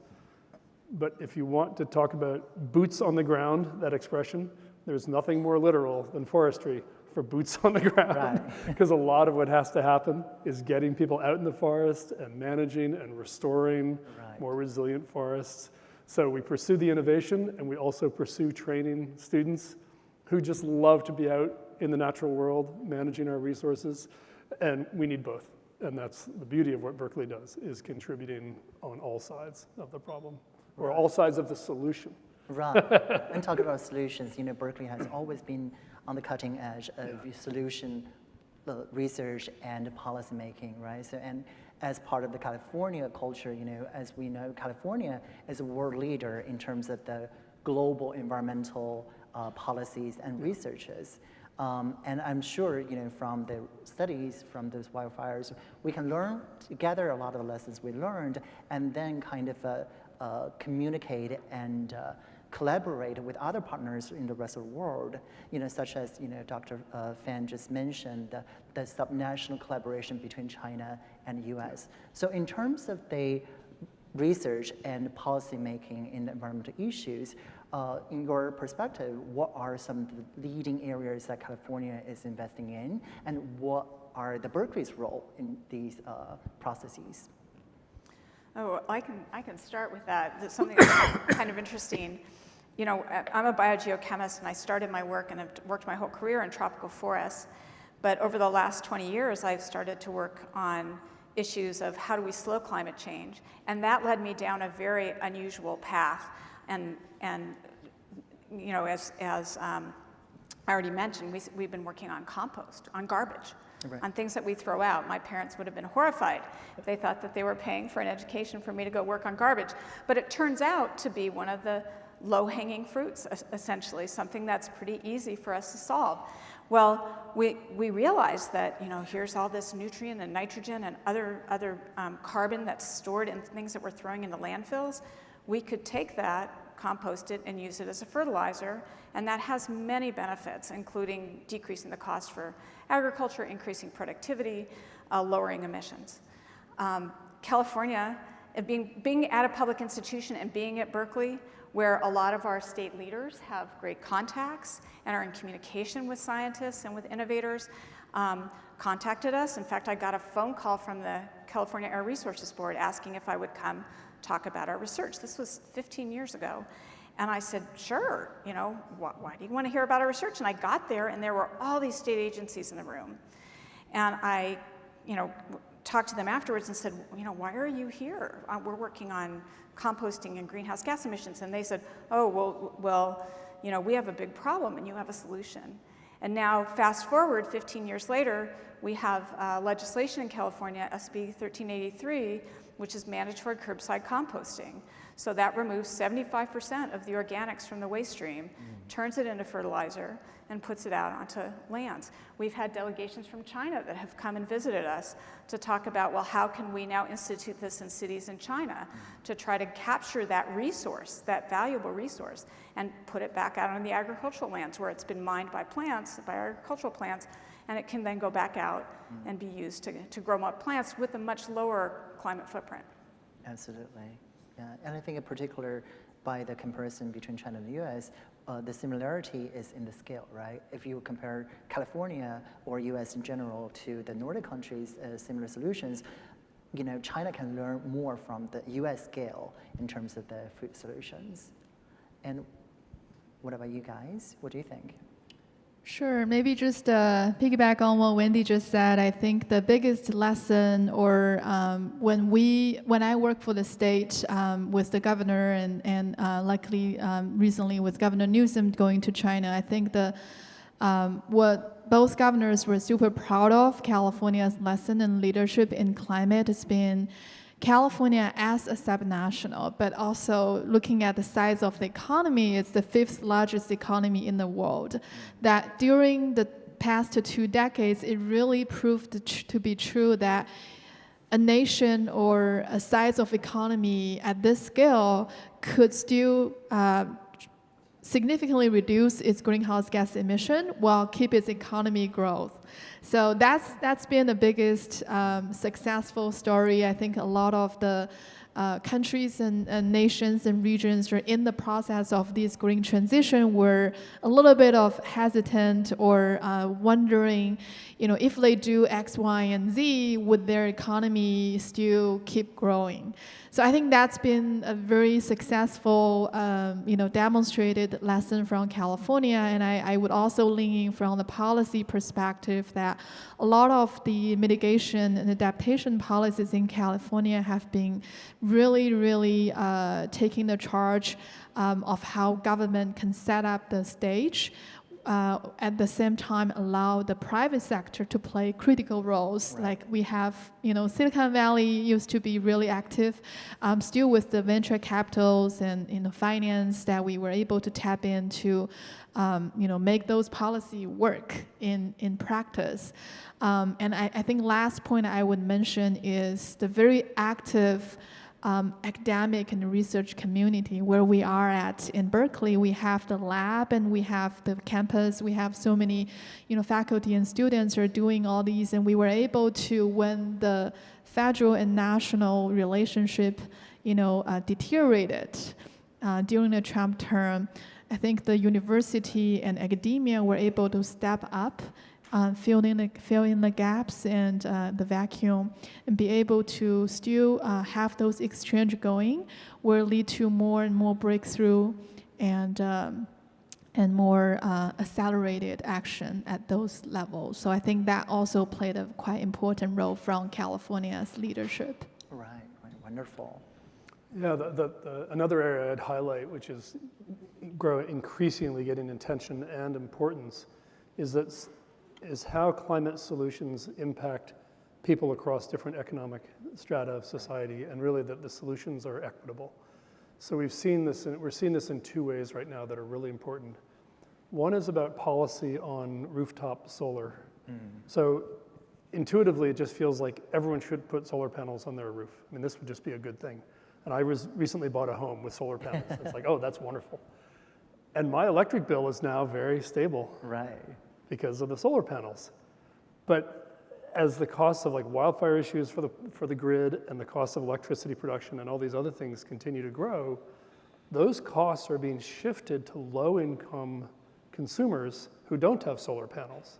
So we've suddenly realized that what seemed like an efficient solution to make incentives for homeowners, for example, for rooftop solar, was shifting costs to lower income. So it's not an equitable policy. Right. So right now, California has rolled back incentives on solar. So the kind of pure climate solutions, people are very frustrated that seems like a step backward. But it's really trying to solve a fundamental problem. We can't have the cost of climate solutions fall on those who can least afford to pay. So that is an unresolved problem. And the other area where this is very important is a lot of people, well, if you do the math on how we're going to solve the climate crisis, we need to remove carbon from the atmosphere. So carbon removal technology is developing very quickly. The reticular chemistry we saw is one of the new innovations. But there's a very, very real concern that every time we advance technology, or to the extent that we advance technology to remove carbon, the fossil fuel industry gets a little relief from having to reduce consumption.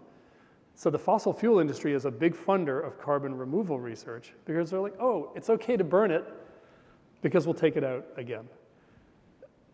Some of the people who suffer the most from fossil fuels are the ones who live next to refineries. So in Richmond, in Martinez, these communities have flaring from those refineries, asthma problems, air pollution problems. So environmental justice communities are opposed to carbon removal because it allows refineries to stay in business. So what is technically a good solution is inequitable in how the impacts may fall. This is where Berkeley is a lead here. Berkeley is a lead on understanding the policy impacts, seeking solutions, and it intersects with our democracy discussion because in a situation where everyone has the same vote, we need solutions that gain political support across the spectrum, and we can't have the benefits fall really unevenly.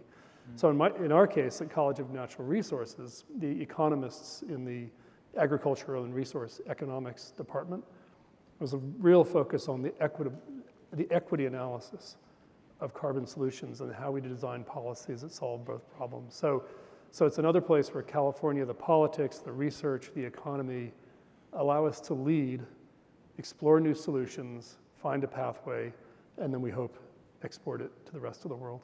Wonderful. I mean, let's get a little bit deeper into this Berkeley's leadership role. So I'm going to start with David. So you just mentioned that California and Berkeley has taken a lot of initiatives on this global policy and researches. So as we understand, your Rosser College is the home to the Institute of Parks, People, and Biodiversity. So how is your institution supporting that China's establishment of the national park system? I understand, this is also part of your mission on this trip as well. And what is Berkeley's involvement and your personal interest in this? Yeah, thank you. So changing gears. Berkeley has played an extraordinary role in the creation of the United States National Park Service. More than 100 years ago, we hosted a meeting that led to the law that created the Park Service, and of course Yosemite is an icon of the Park Service. The first director of the Park Service was a Berkeley grad, right. Either the second or the third, the first wildlife biologist. So we've played this extraordinary role, and we created the Parks Institute, and in fact, one of our guests in the audience was Professor Beisinger is here, who is instrumental in this step. To really rejuvenate our role in collaboration with the Park Service at the Centennial in 2016. At the same time, China made a commitment to create a national. China has many parks at different jurisdictions and different levels and different social functions. But they made a commitment to create a national park service for the first time just in the last 10 years. And then identified a few of the existing parks, Giant Panda and others, to be national parks. The United States has such a track record that countries all over the world come to the United States to say, how do you run a national park service? I mean, what's the secret here? Because we do it really well. You know, they have problems, but we do it really well. So just before the pandemic, we brought a delegation of 20 leaders from China's National Park Service to Berkeley, and they did a 2-week training on policy, finance, administration, science. And we've actually had a past director of the Park Service come and work with us at Berkeley in his retirement. And then Professor Beisinger and John Jarvis, the past director, came to China for a trip to visit the new park being created on the Tibetan Plateau, and to really try to offer the lessons learned. The most important lesson that I think right now is really in discussion is what is the connection between the people who have lived in a landscape and a park. So the United States made some fundamental mistakes that 100 years later we recognize for mistakes. We moved indigenous people out of parks and said, oh, this is only for biodiversity. Oh, and tourists, by the way. And we'll let the tourists come. Too. And now we realize that we lost the knowledge of indigenous people on stewardship, and we disrupted social structures. It didn't serve really the long run. Right. So China faces exactly the same choices right now about the relationship between local people and creating parks. So we hope they don't repeat our mistakes. Right. That's always an important lesson. And the climate angle, you know, we can go back to the natural ecosystems. You know, preserving ecosystems is a key to the climate solution. And without solving the biodiversity crisis, solving the climate crisis alone will be incomplete. So they really do fit together well. So we're excited, and I'm going to Beijing next week to meet with the Nature Conservancy and Tsinghua to talk more about the parks work, find the next step in our collaborations. A great example of this subnational collaboration. And on that note, I wonder, Dr. Fan, so what has resulted? You mentioned that, you know, the recent visits from Governor Newsom. So what have resulted from those visits in terms of, you know, organizing the governor collaboration and policies for collaborating with China, and also the leaders from the state's environmental protection and transportation agencies? So what are some of the recent results from those visits?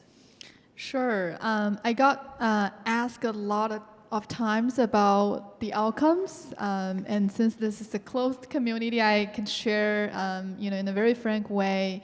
You know, honestly, with governor's visit and those high-level and political meetings, oftentimes the results are in the format of MOUs, right? The good intention of agreements that the two jurisdictions will work together.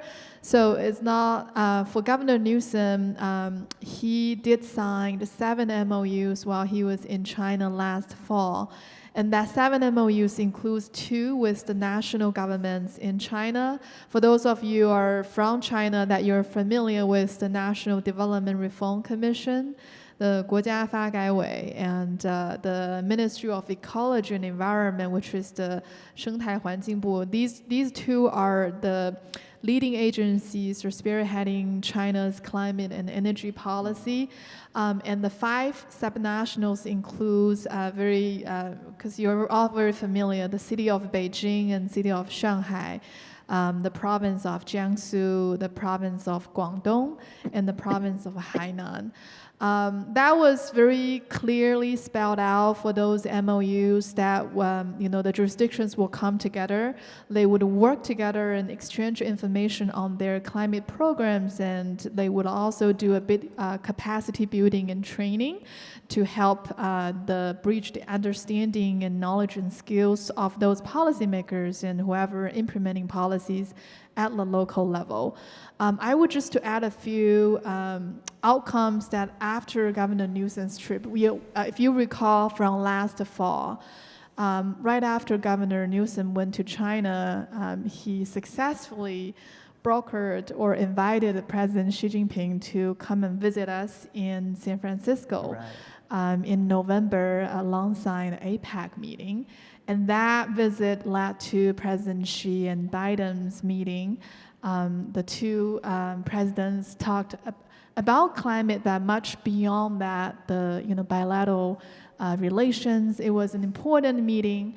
On the climate front, after Governor Newsom's trip, we hosted then the special envoy, Minister Xie Zhenhua from China, and his team in Southern California, in Sunnylands. That's where we also witnessed and supported the agreement, which is called the Sunnylands Statements, re-established the working group of climate change between the two countries, which we think is a quite tremendous milestone.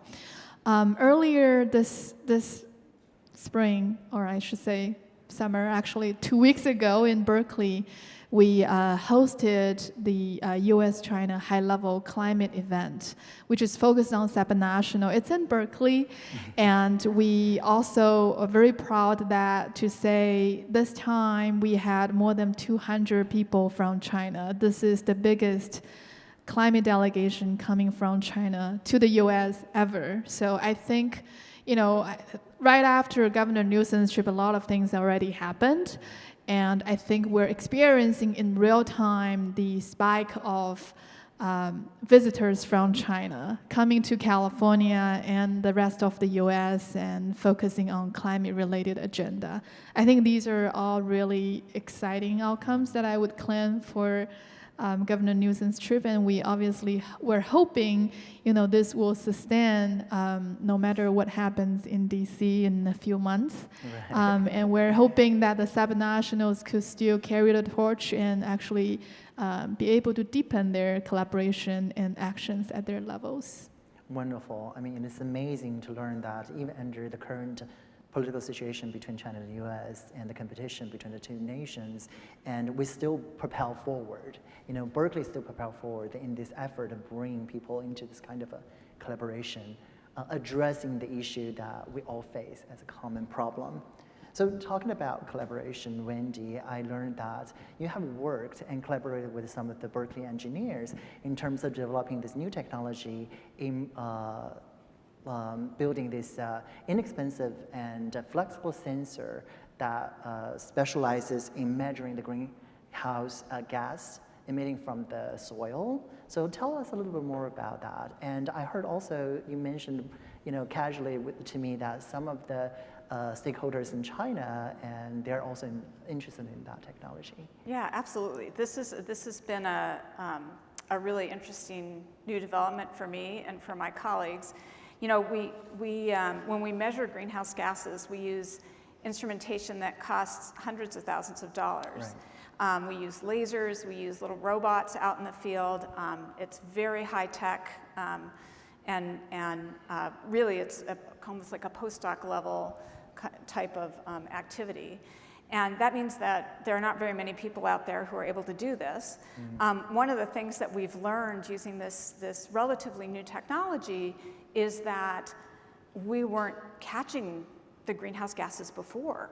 And so what we've learned is that when we put out this new technology that allows us to take continuous measurements, we're seeing, oh, wow, we can see when in space and time the emissions happen, which means that we could better manage for lowering those emissions. I think we're learning about the importance of irrigation events or fertilizer events or other management events on working lands that we could alter pretty easily, generally at a lower cost for farmers. But we need to be able to detect those emissions, and the instrumentation is just so expensive. So through a series of conversations on campus, because this is what happens at Berkeley, right? We're not a very siloed university. We have lots of opportunity to meet people across campus. I sat down with a group of engineers and I said, gee, I really wish we could figure out a way to make inexpensive sensors. Right. And they said, we can do that. And I said, how? I mean, this is like, super high tech. And they said, oh yeah, we use silk screen printers and inkjet printers and chemicals, and we can make these flexible, very low cost. And we're talking pennies here. Pennies we can make these sensors with. So a couple of years ago, we applied for funding from the Department of Energy, and we're well underway. We now have a series of sensors that are working in the field. We're just incorporated a company, so I'm now part of a startup. It's very exciting. Berkeley has been incredibly supportive in helping us navigate and me navigate this new world. But yeah, new climate tech where we can be able to put these sensors out. Farmers and ranchers would be able to put them out at very low cost with their cell phone, say, oh, we better not fertilize in the back 40 today because it's emitting greenhouse gas. Right. Or, wow, we could turn down the irrigation because, look, the soils are really wet. And, you know, initially we got into this because we all cared about climate change and we wanted to slow climate change. And then we started to look at markets, and we talked to Syngenta, which has a big presence here in Asia, and other companies that said, well, you know, we really can't make money off of climate change solutions. What we really need is for you to tell us how do we decrease fertilizer use, or how do we decrease water use and still maintain our yields. And we're like, oh, actually our sensors do that, right? That we're measuring the drivers of greenhouse gas emissions in addition to the greenhouse gas emissions. And so now we're realizing that there's markets that are out there for us and ready and excited to use these sensors. So we're looking forward to building out, both in the US and hopefully also in China, to get this kind of information into the hands of land managers and see what we can do with it. Wonderful, and I can just imagine, you know, for the scale of agricultural industry in China, if we can, you know, introduce that kind of a affordable technology to all the farmers, and at the same time helping them to reduce the carbon emission, but also helping them cutting the cost of agricultural investment. So that's a hugely beneficial technology. A recent paper showed that we could probably cut our emissions by half without affecting yields. So that's pretty tremendous if we had that kind of information. So hopefully this will be the stepping stone to that. I think that kind of reminds of a lesson to all of us, you know, especially in today's economical environment. A lot of investors or, you know, decision makers, they're very much looking into the short-term benefits of any technology, environmental technology, and environmental policies. So, but you know, at the same time, the dilemma is environmental challenge and climate challenge is a very long-term and very vast-scale problem. So, how do we create this balance? How do we make sure that these short-term solutions, short-term benefits, were not in the way of implementing long-term solutions that we fundamentally need? And are they kind of a mutually exclusive, or how can we make sure that they're mutually beneficial? Yeah, I would say that there's, you know, climate solutions really are a portfolio of different approaches, and we need everything in our portfolio now. I mean, we're at the stage where we need to lower emissions, we need to pull greenhouse gases out of the atmosphere, we need to change human behavior, and that's a really, really big challenge. And as David already alluded, you know, we've got a segment of society that's looking for excuses to pollute, and I think we really just need to move beyond that. We need to say, well, there's no excuse to pollute anymore. I think everybody is now realizing and feeling the effects of climate change. And it's not going to get better unless we implement all of these solutions simultaneously. So I think that it's not so much about which ones should we pick, but I think it's more about how can we get these solutions, the ones that are likely to have small impact, as well as the ones that are likely to have larger, longer-term impacts, implemented simultaneously. Right. You know, I think that there's a lot of work to be done. And what I tell my students is that there's lots of opportunity. This is your future. These are your opportunities. This is your innovation and your big idea. This is where, you know, you're going to become rich and famous by helping to solve climate change, by coming up with these solutions, and we need more of them. So there's tremendous opportunity out there, for all of us. Right. For example, you know, we talk about short-term benefits, and one of the, you know, lower-hanging fruit is measurable, like air pollution solutions, and that has been all, heavily invested in China as well. So what do you guys think? And are there better ways to make sure these short-term benefits can help propel through the long-term vision?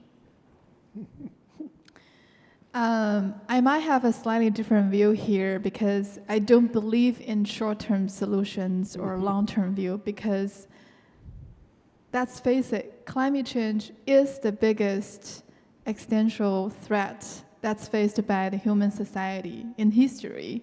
So I think solutions to climate change, there's no time for us to wait.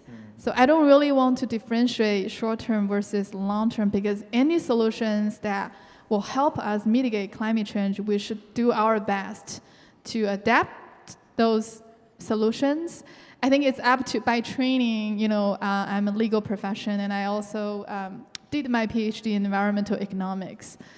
Technically, I should fit in the category that you were just describing, the economic benefits and, near-term versus long-term, but I can't fit myself in that box because it's really, really urgent that we take all measures we can. So I think it's up to the economists, lawyers, and policymakers to figure out a way to make those solutions more affordable and feasible. It's not a question for us to choose long-term versus near-term. So I think really, there are a lot of examples already in this area. I think you mentioned, air pollution mitigation. There's a bit co-benefits to greenhouse gas emission reduction to some of those solutions. I think one other example is methane emission reduction. Till very recent years, we started to realize the huge impact, near-term impact of rising temperature caused by non-CO2 emissions. So if you're talking about near-term, I do think methane would fit in that category, but I don't think we should differentiate the solutions in near-term or long-term. I think we should do whatever we can to mitigate. Right. And David? Yeah, there are some paradoxes here. So actions whose only effect is eventually to reduce CO2 emissions and eventually level the curve or reduce the curve on climate, you would think should have zero short-term political win because there's no immediate benefit. But politicians are proving us wrong that all politics is that short-term cycle. What Jerry Brown did in California never should have happened if the theory is, I need a benefit that shows up by the next election. So, and we can turn to our democracy experts to, when does an electorate understand that they're voting on long-term issues and not only on short-term issues, and why? But frankly, I don't fully understand the answer of how it has been possible for some politicians to do things that really the benefits are very long-term. Now, it is important to identify when they come together. And this was, I think, my understanding, very important in China, that reducing air pollution, which reduces carbon emissions, also has immediate benefits for public health. So there certainly are solutions to climate where there were also a short-term benefit that can justify on an immediate cost-benefit basis, this is a good idea. So we always are looking for the win-win where a short-term benefit aligns with a long-term climate benefit. And now that solar power is cheaper than building a gas-fired power plant, the short-term benefit and the long-term benefit are there. And then we know that big investments, it's hard to turn around a big investment. So even if the system is only aligned briefly to make big investments like the Inflation Reduction Act, the investments that are made are very hard to undo. And we just embed things in the economy, in technology, in society, and then hope that even if the politics swings, some of those solutions are just very hard to reverse, or the logic to reverse them is no longer strong. So it is a very real set of problems, but we're not paralyzed. It's not stopping us from acting, I think, for a variety of economic and political reasons that we're finding a path. just not fast enough. More and sooner. Right, as we all hope, as Berkeley alums, this kind of drastic changes can move forward faster, but at the same time, we do have to be concerned about what are the stakeholders' perspective and how can we convince the change, them to make the change that we hope to see. And in terms of changes, Fan, I learned that your institute has released this initiative called Forging a Shared Path to a Net Zero Future for Carbon, right? So can you tell us more about some of the research and conclusions for this action? Sure. Yes, we had done a series of research on this topic, actually, dated back about 4 years ago when we first established. What we did was, that was right before the pandemic. What we did was we compared what the US pathway for carbon neutrality was by that time. And that was right after China started talking about carbon neutrality and how they're going to meet their targets and what targets they should make. So we compared the pathways on both sides. And obviously we were in California, so a lot of our policy insights were directly from California's policy back then. Some of the conclusions that we arrived at, including taking a sectorial view, like we look at the power sector, we look at the transportation, building and nature, which is natural and working lands in California terms, but pretty much forestry and agricultural lands, how we would be able to reduce emission and absorb emission and eventually get to negative emissions in those sectors. Then because of pandemic, we were not quite able to travel back to China. So during that time, we organized group of experts on the US side in California. I'm looking at Wendy was an author to one of the papers that we released during that time. So we then looked at 11 topics underneath the sectors I just mentioned, looking into the actual solutions in those sectors, the abatement cost, the potential, comparing the feasibilities, and we also came up with recommendations for the US and China to compare notes, coordinate on their solutions, and perhaps for cooperation in, under the terms that the political environment, the IP and in all other terms were clear that they would be able to collaborate. So we made a set of recommendations based on those solutions and sectors, and these were actually shared with the special envoys on the US and on the Chinese side right before one of the COP, I think it was COP27, and that helped the negotiation and helped those bilateral engagement back then. As of today, I think we're continuing our research, actually deepening the research and dialogues. Our focus today is more on, first, how we would be able to sustain subnational cooperation despite the uncertainties in front of us. Second, if we were able to sustain those cooperations, what would be the low-hanging fruits? For example, what will be the pilot projects we could see? I think recently we've been discussing with some Chinese counterparts about, how do we reduce rice cultivation methane emissions?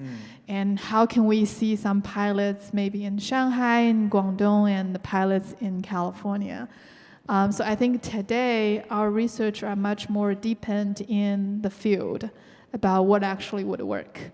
And we also in the future would hope to expand the scope a little bit to go beyond just California and China, as I mentioned, the Pacific Rim.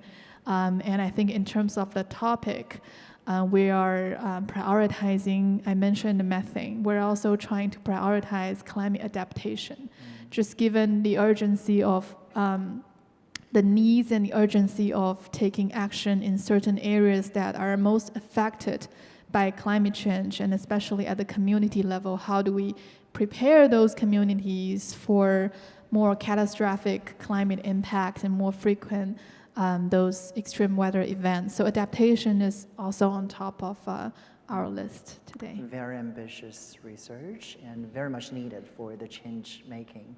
And David, you also are making changes. So I learned that Rausser College is launching a new program called Master of Climate Solutions. Tell us more about that.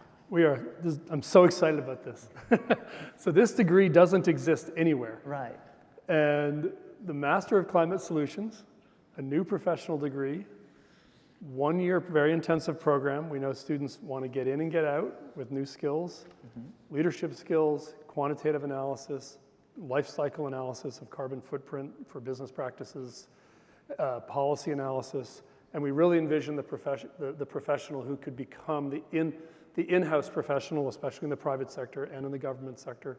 What we hear from often alumni working in different corporate settings is they're just having to turn and hire consultants right and left, right, for environmental governance issues for companies, and they really want trusted in-house employees, not to only have to rely.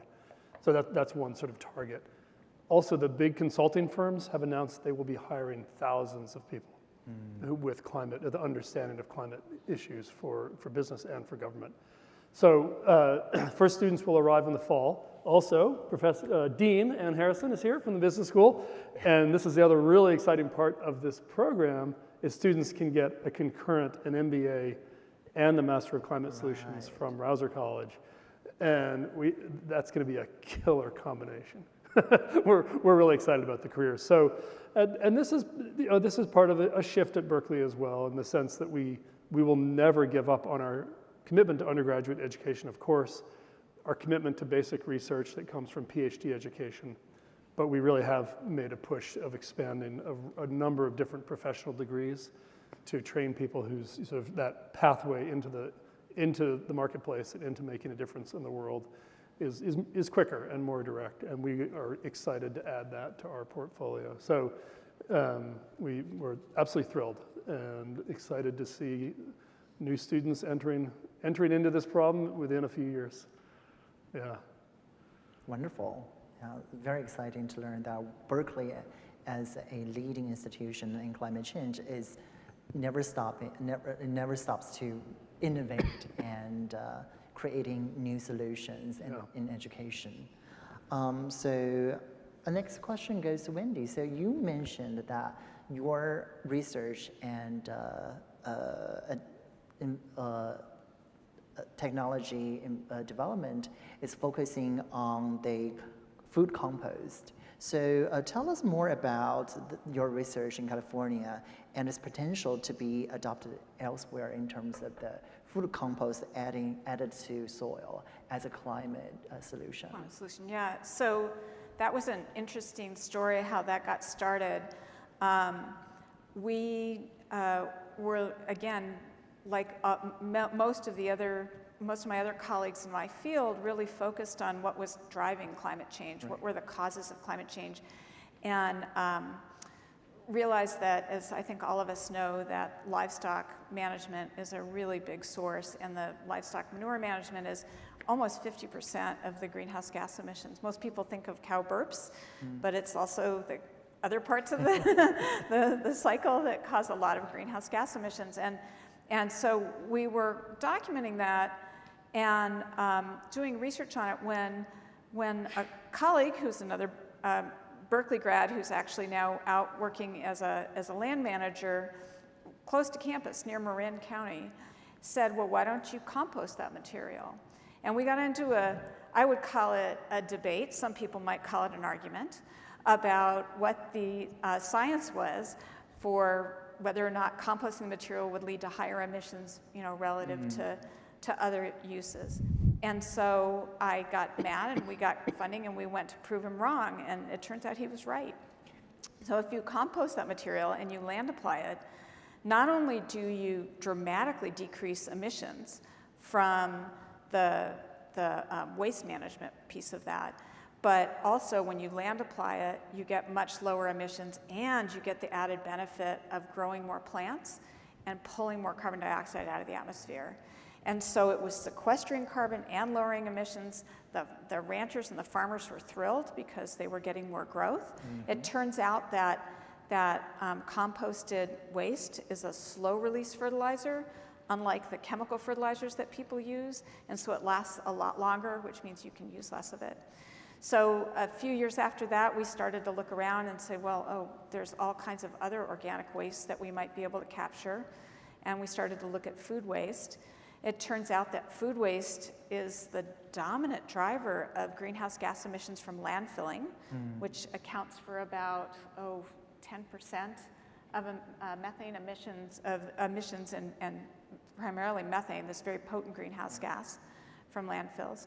So we've looked into composting that material, which again, this is old technology. It's not rocket science. I feel like our principal sensors are kind of heading towards rocket science, but the composting is not rocket science. This is something that is easily distributed, easily implemented, and relatively low cost to implement.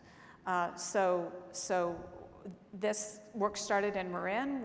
We started working with local composting facilities, setting up our high-tech greenhouse gas instrumentation there, and found that, yeah, we could compost food waste and lower emissions pretty dramatically. And the farmers and ranchers were fighting over who got that material because it was such a good fertilizer. So again, now the state has adopted this, this approach to waste management, and it's now moved beyond just California. So I think we're up to 26 states that are adopting what's now called the Healthy Soils program, which was started in California. And healthy soils meaning that if we said that you're doing this for climate change mitigation, there were a lot of states that weren't interested in mitigating climate change, but they certainly were interested in keeping their soils healthy. And so again, the co-benefits really were incredibly important in moving this out. But the bottom line is that dramatically lowering emissions, and they're helping to mitigate a waste problem, right? By reutilizing those nutrients in that circular economy. And as our topic today is bridging the Pacific, building a bridge is difficult, making differences is difficult, but as Berkeley people, and we are trained to be change makers and bridge builders. So I think the solutions, Wendy, you were just talking about, manifesting into different parts of the world is a bridge built by our research and effort. And thank you very much for it. And on that note, I want to conclude, our conversation before we go into the audience Q&A session by asking all of you a question. So moving on forward, as change makers and as leaders in building bridges and collaborations, what do you guys see as us Berkeley people and Berkeley students and alumni can contribute in the future and making a difference in the climate challenges and the solution? Well, let me just start by, you hear Berkeley talk about comprehensive excellence. We actually don't do absolutely everything in the world. There are disciplines, but what we do well. And this we do with excellence, and this is our core commitment. And because we have so many disciplines and we do them so well, the potential for interdisciplinarity is extraordinary because you can find that expertise like Wendy did in engineering. and we won't take time now to go through the different ways that spills into climate. It's all across the campus. But I don't think we should never underestimate the value of where comprehensive excellence translates to liberal arts comprehensive education. Well-educated citizens who understand the complexity of problems across different disciplines are absolutely essential. And we do it at scale.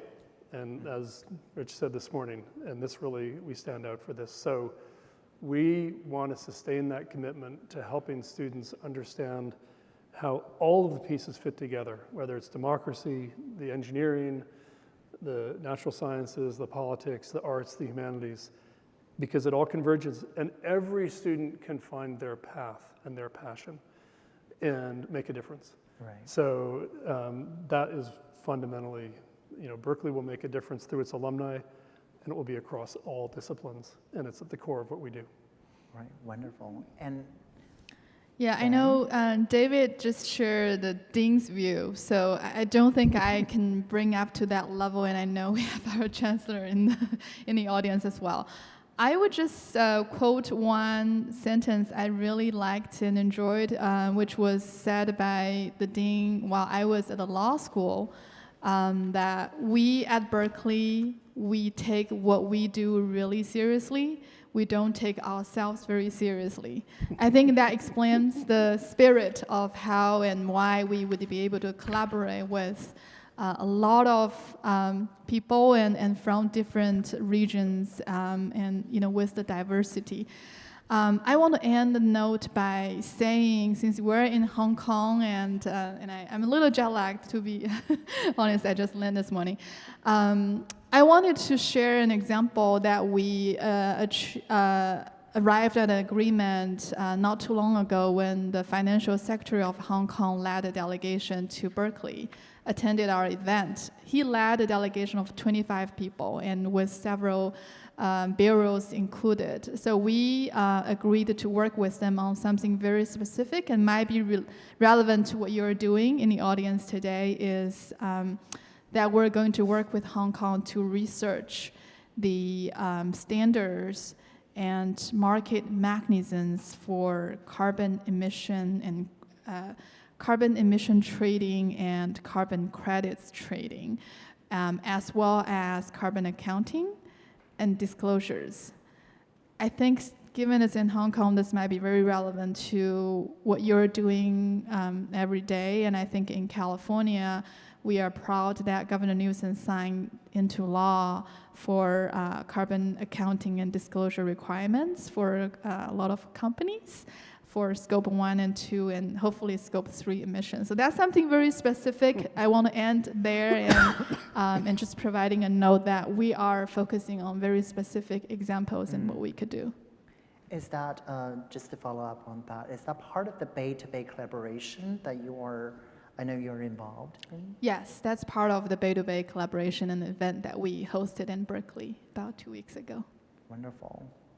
And thank you so much for all of your answers. And now we're going to open to the audience. And please let me know if you have questions.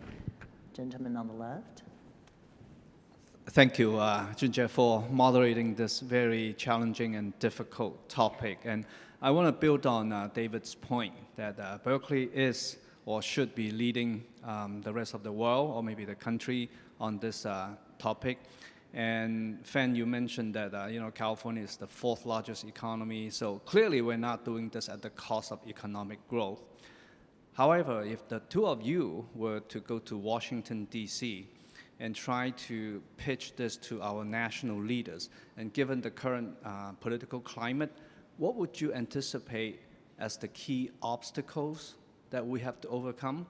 Or what might be some of the key misunderstanding that the politicians in Washington should, I think, clarify?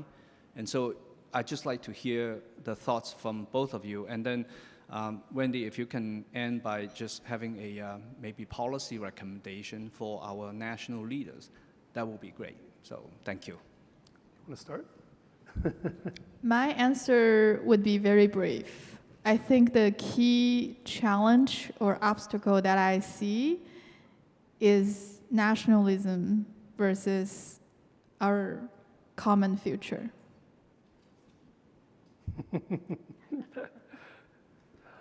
Yeah, I won't pretend to be an expert on Washington politics by any means. If you don't mind, let me respond to a different part of what you said. It's because it's our collective impact. This is an audience of boosters, and we love Berkeley, and we want Berkeley to be #1. We actually want every university to be #1 on climate change, because we can't do it alone. Everyone else's success is our success, and we support each other, of course. It's a really important ecosystem. So while we enjoy the competitive environment of sort of besting our peers, we do not wish them anything but the greatest success, because, and that goes back to your other question, though, because Berkeley may not be the most important voice in Washington, but when the University of Iowa shows up and the University of Nebraska shows up, right, or the University of Florida shows up, if they can be with us, across the political spectrum, talking about the impacts in different parts of society and in different states. So we don't want to go it alone. We really want to find a common message. So there's no simple how-to on that. But I think it's one place where sometimes we need to let the competitive fun, put it aside, and look more to the importance of doing this together, because it's a common problem and we need common solutions. I would just say I want Berkeley to be #1. I think As you all do. Co-equal. I don't want to be #2, but we just want to be #1 with a whole bunch of others. And I do think that we're leading. I think with regard to a policy recommendation, you know, I think that, and I honestly think that the Biden administration has finally gotten this, and that is that we need this portfolio. You know, I think we need to think about a diverse portfolio of solutions, and that involves entrepreneurship, it involves collaboration, it involves conversation. One thing we didn't talk about, but I think is incredibly important, is open data. Yeah. You know, there's more and more AI being used in my work and in my field and in the climate space in general, and being able to share that information is exactly what we need if we're going to come up with common models and common approaches. And while I agree that some competitiveness is really good to move some of these ideas forward, I think that we need to also really stress collaboration and cooperation moving forward. And I think that we want to really try to bring people together across different disciplines. We really need to be able to solve these problems while taking into consideration the social justice issues, the political issues, the environmental issues, you know, the human health issues. And so that's just going to take a new way of thinking. I think Berkeley's very, very good at that. Right. I think it's another place that we really lead is just being able to look at these problems from multiple perspectives and get multiple experts in the room together to try to hash out how do we move forward. And so I think that's a really important aspect of where we want policy to go in the future. Right, wonderful. Next question. Hello, thank you for the wonderful discussion. My question is the current political relationship between China and US is facing challenge. The Hong Kong is a very unique city in China. So what's the role of Hong Kong is going to be for strengthening or to increase the cooperation between the two countries? Yes. You're the expert here. I'll pretend I'm the expert, but just sharing my own view.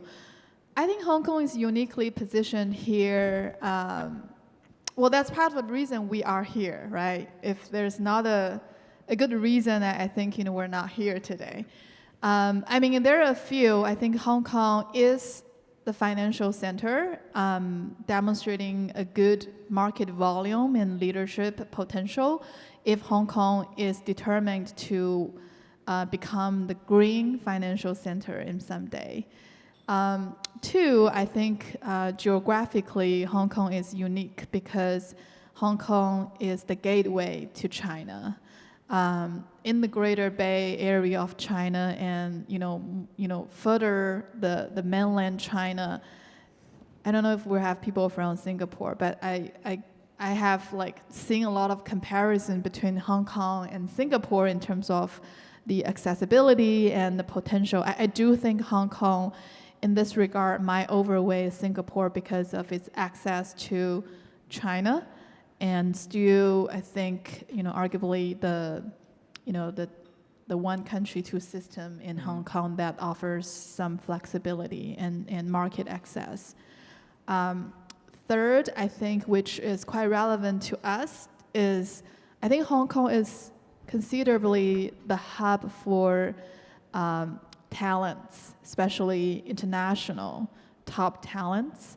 And I think that could help Hong Kong play some role in this international cooperation or leading some international standard setting or other aspects of climate change action. And as you mentioned, Hong Kong is a very unique city in China, and as we all know, Chinese government is trying to implement more green financing tools, and Hong Kong is definitely on the frontier of that. So a lot of opportunities leading ahead. I think we have time for maybe one or two more questions.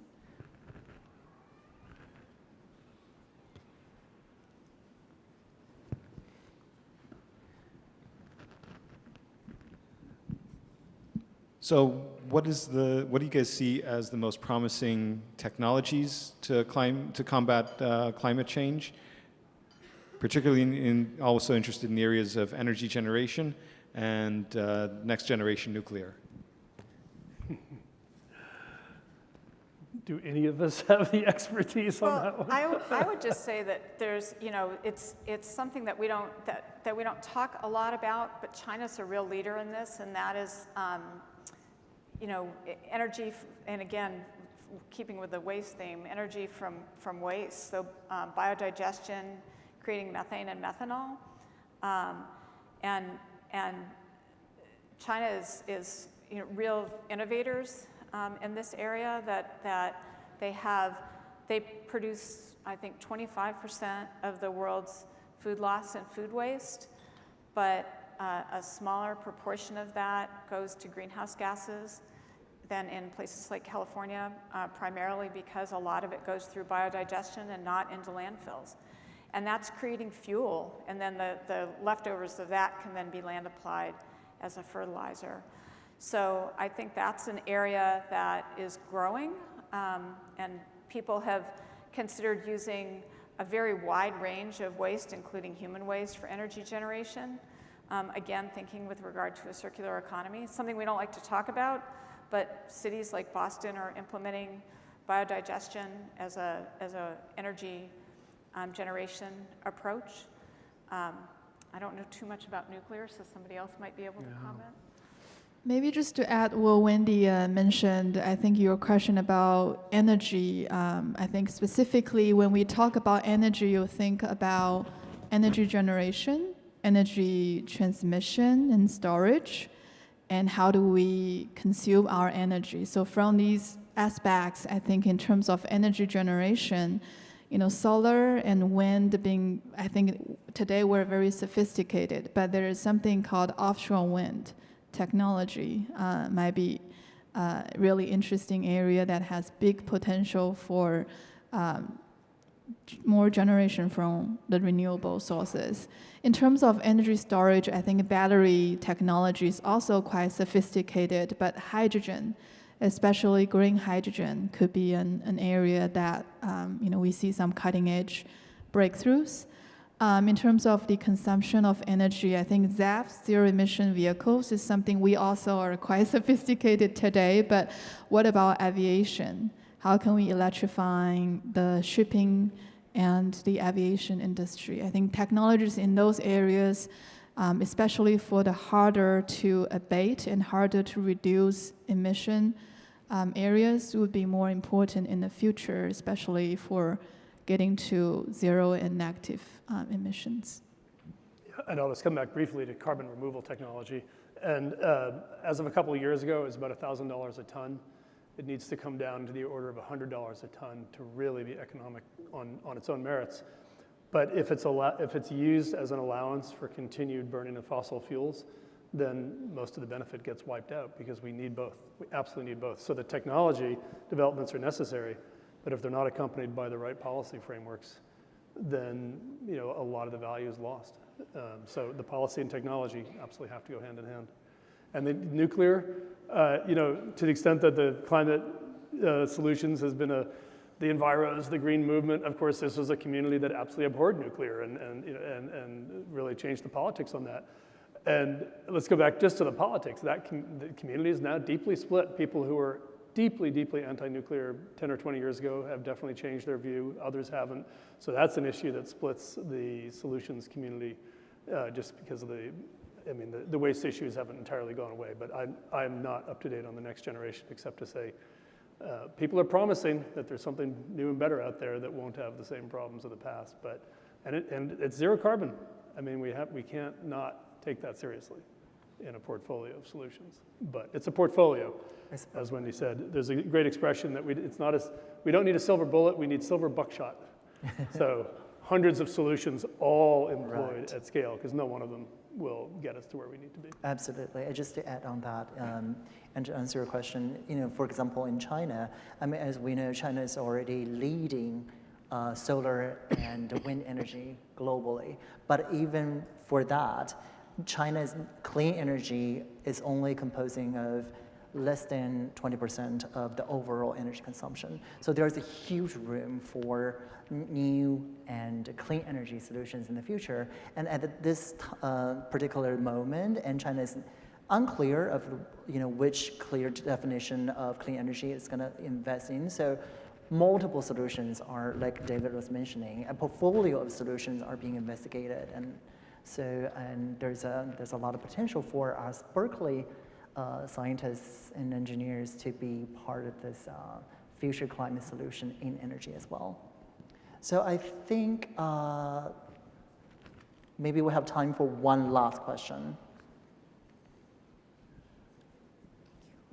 Okay. Hello. So as we mentioned before, Hong Kong is a gateway to China, but United Nations in China has been working on the sustainable development. So for instance, from the place where I live, Shenzhen, there's a huge mangrove. It's called the Shenzhen Mangrove Nature Reserve. So, and we also have a carbon trade exchange as well. So I'm wondering if that's something that you guys will be thinking about working on later, or maybe can collaborate on in the future, like bridging the Pacific between California and China. What goes to the Beta Bay? Beta Bay. Back to Beta Bay. I'll just take a crack on this one. I think the carbon trade pilot Shenzhen, in California, we actually started working with Shenzhen about 10 years ago when you first launched your pilot. So that's already happened, and it's an ongoing collaboration. In terms of mangrove and protection of the natural areas, I think that's in general within the scope of interest. And I would just quote the California CNRA, the Natural Resources Agency's recent conversation with a delegation from Hainan province. They talked about the 30 by 30, which is to preserve 30% of our natural lands by 2030. That we are looking for partners from all over the world, including China, to challenge themselves to set similar goals or go beyond what we have set up. So I think that's definitely an area of interest. Wonderful. Well, David, Van, and Wendy, thank you very much for a very inspiring conversation.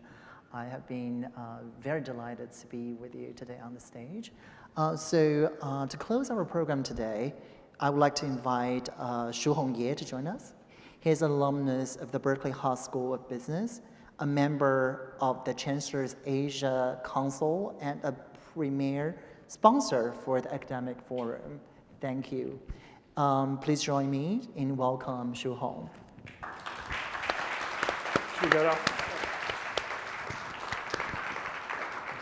Thank you so much.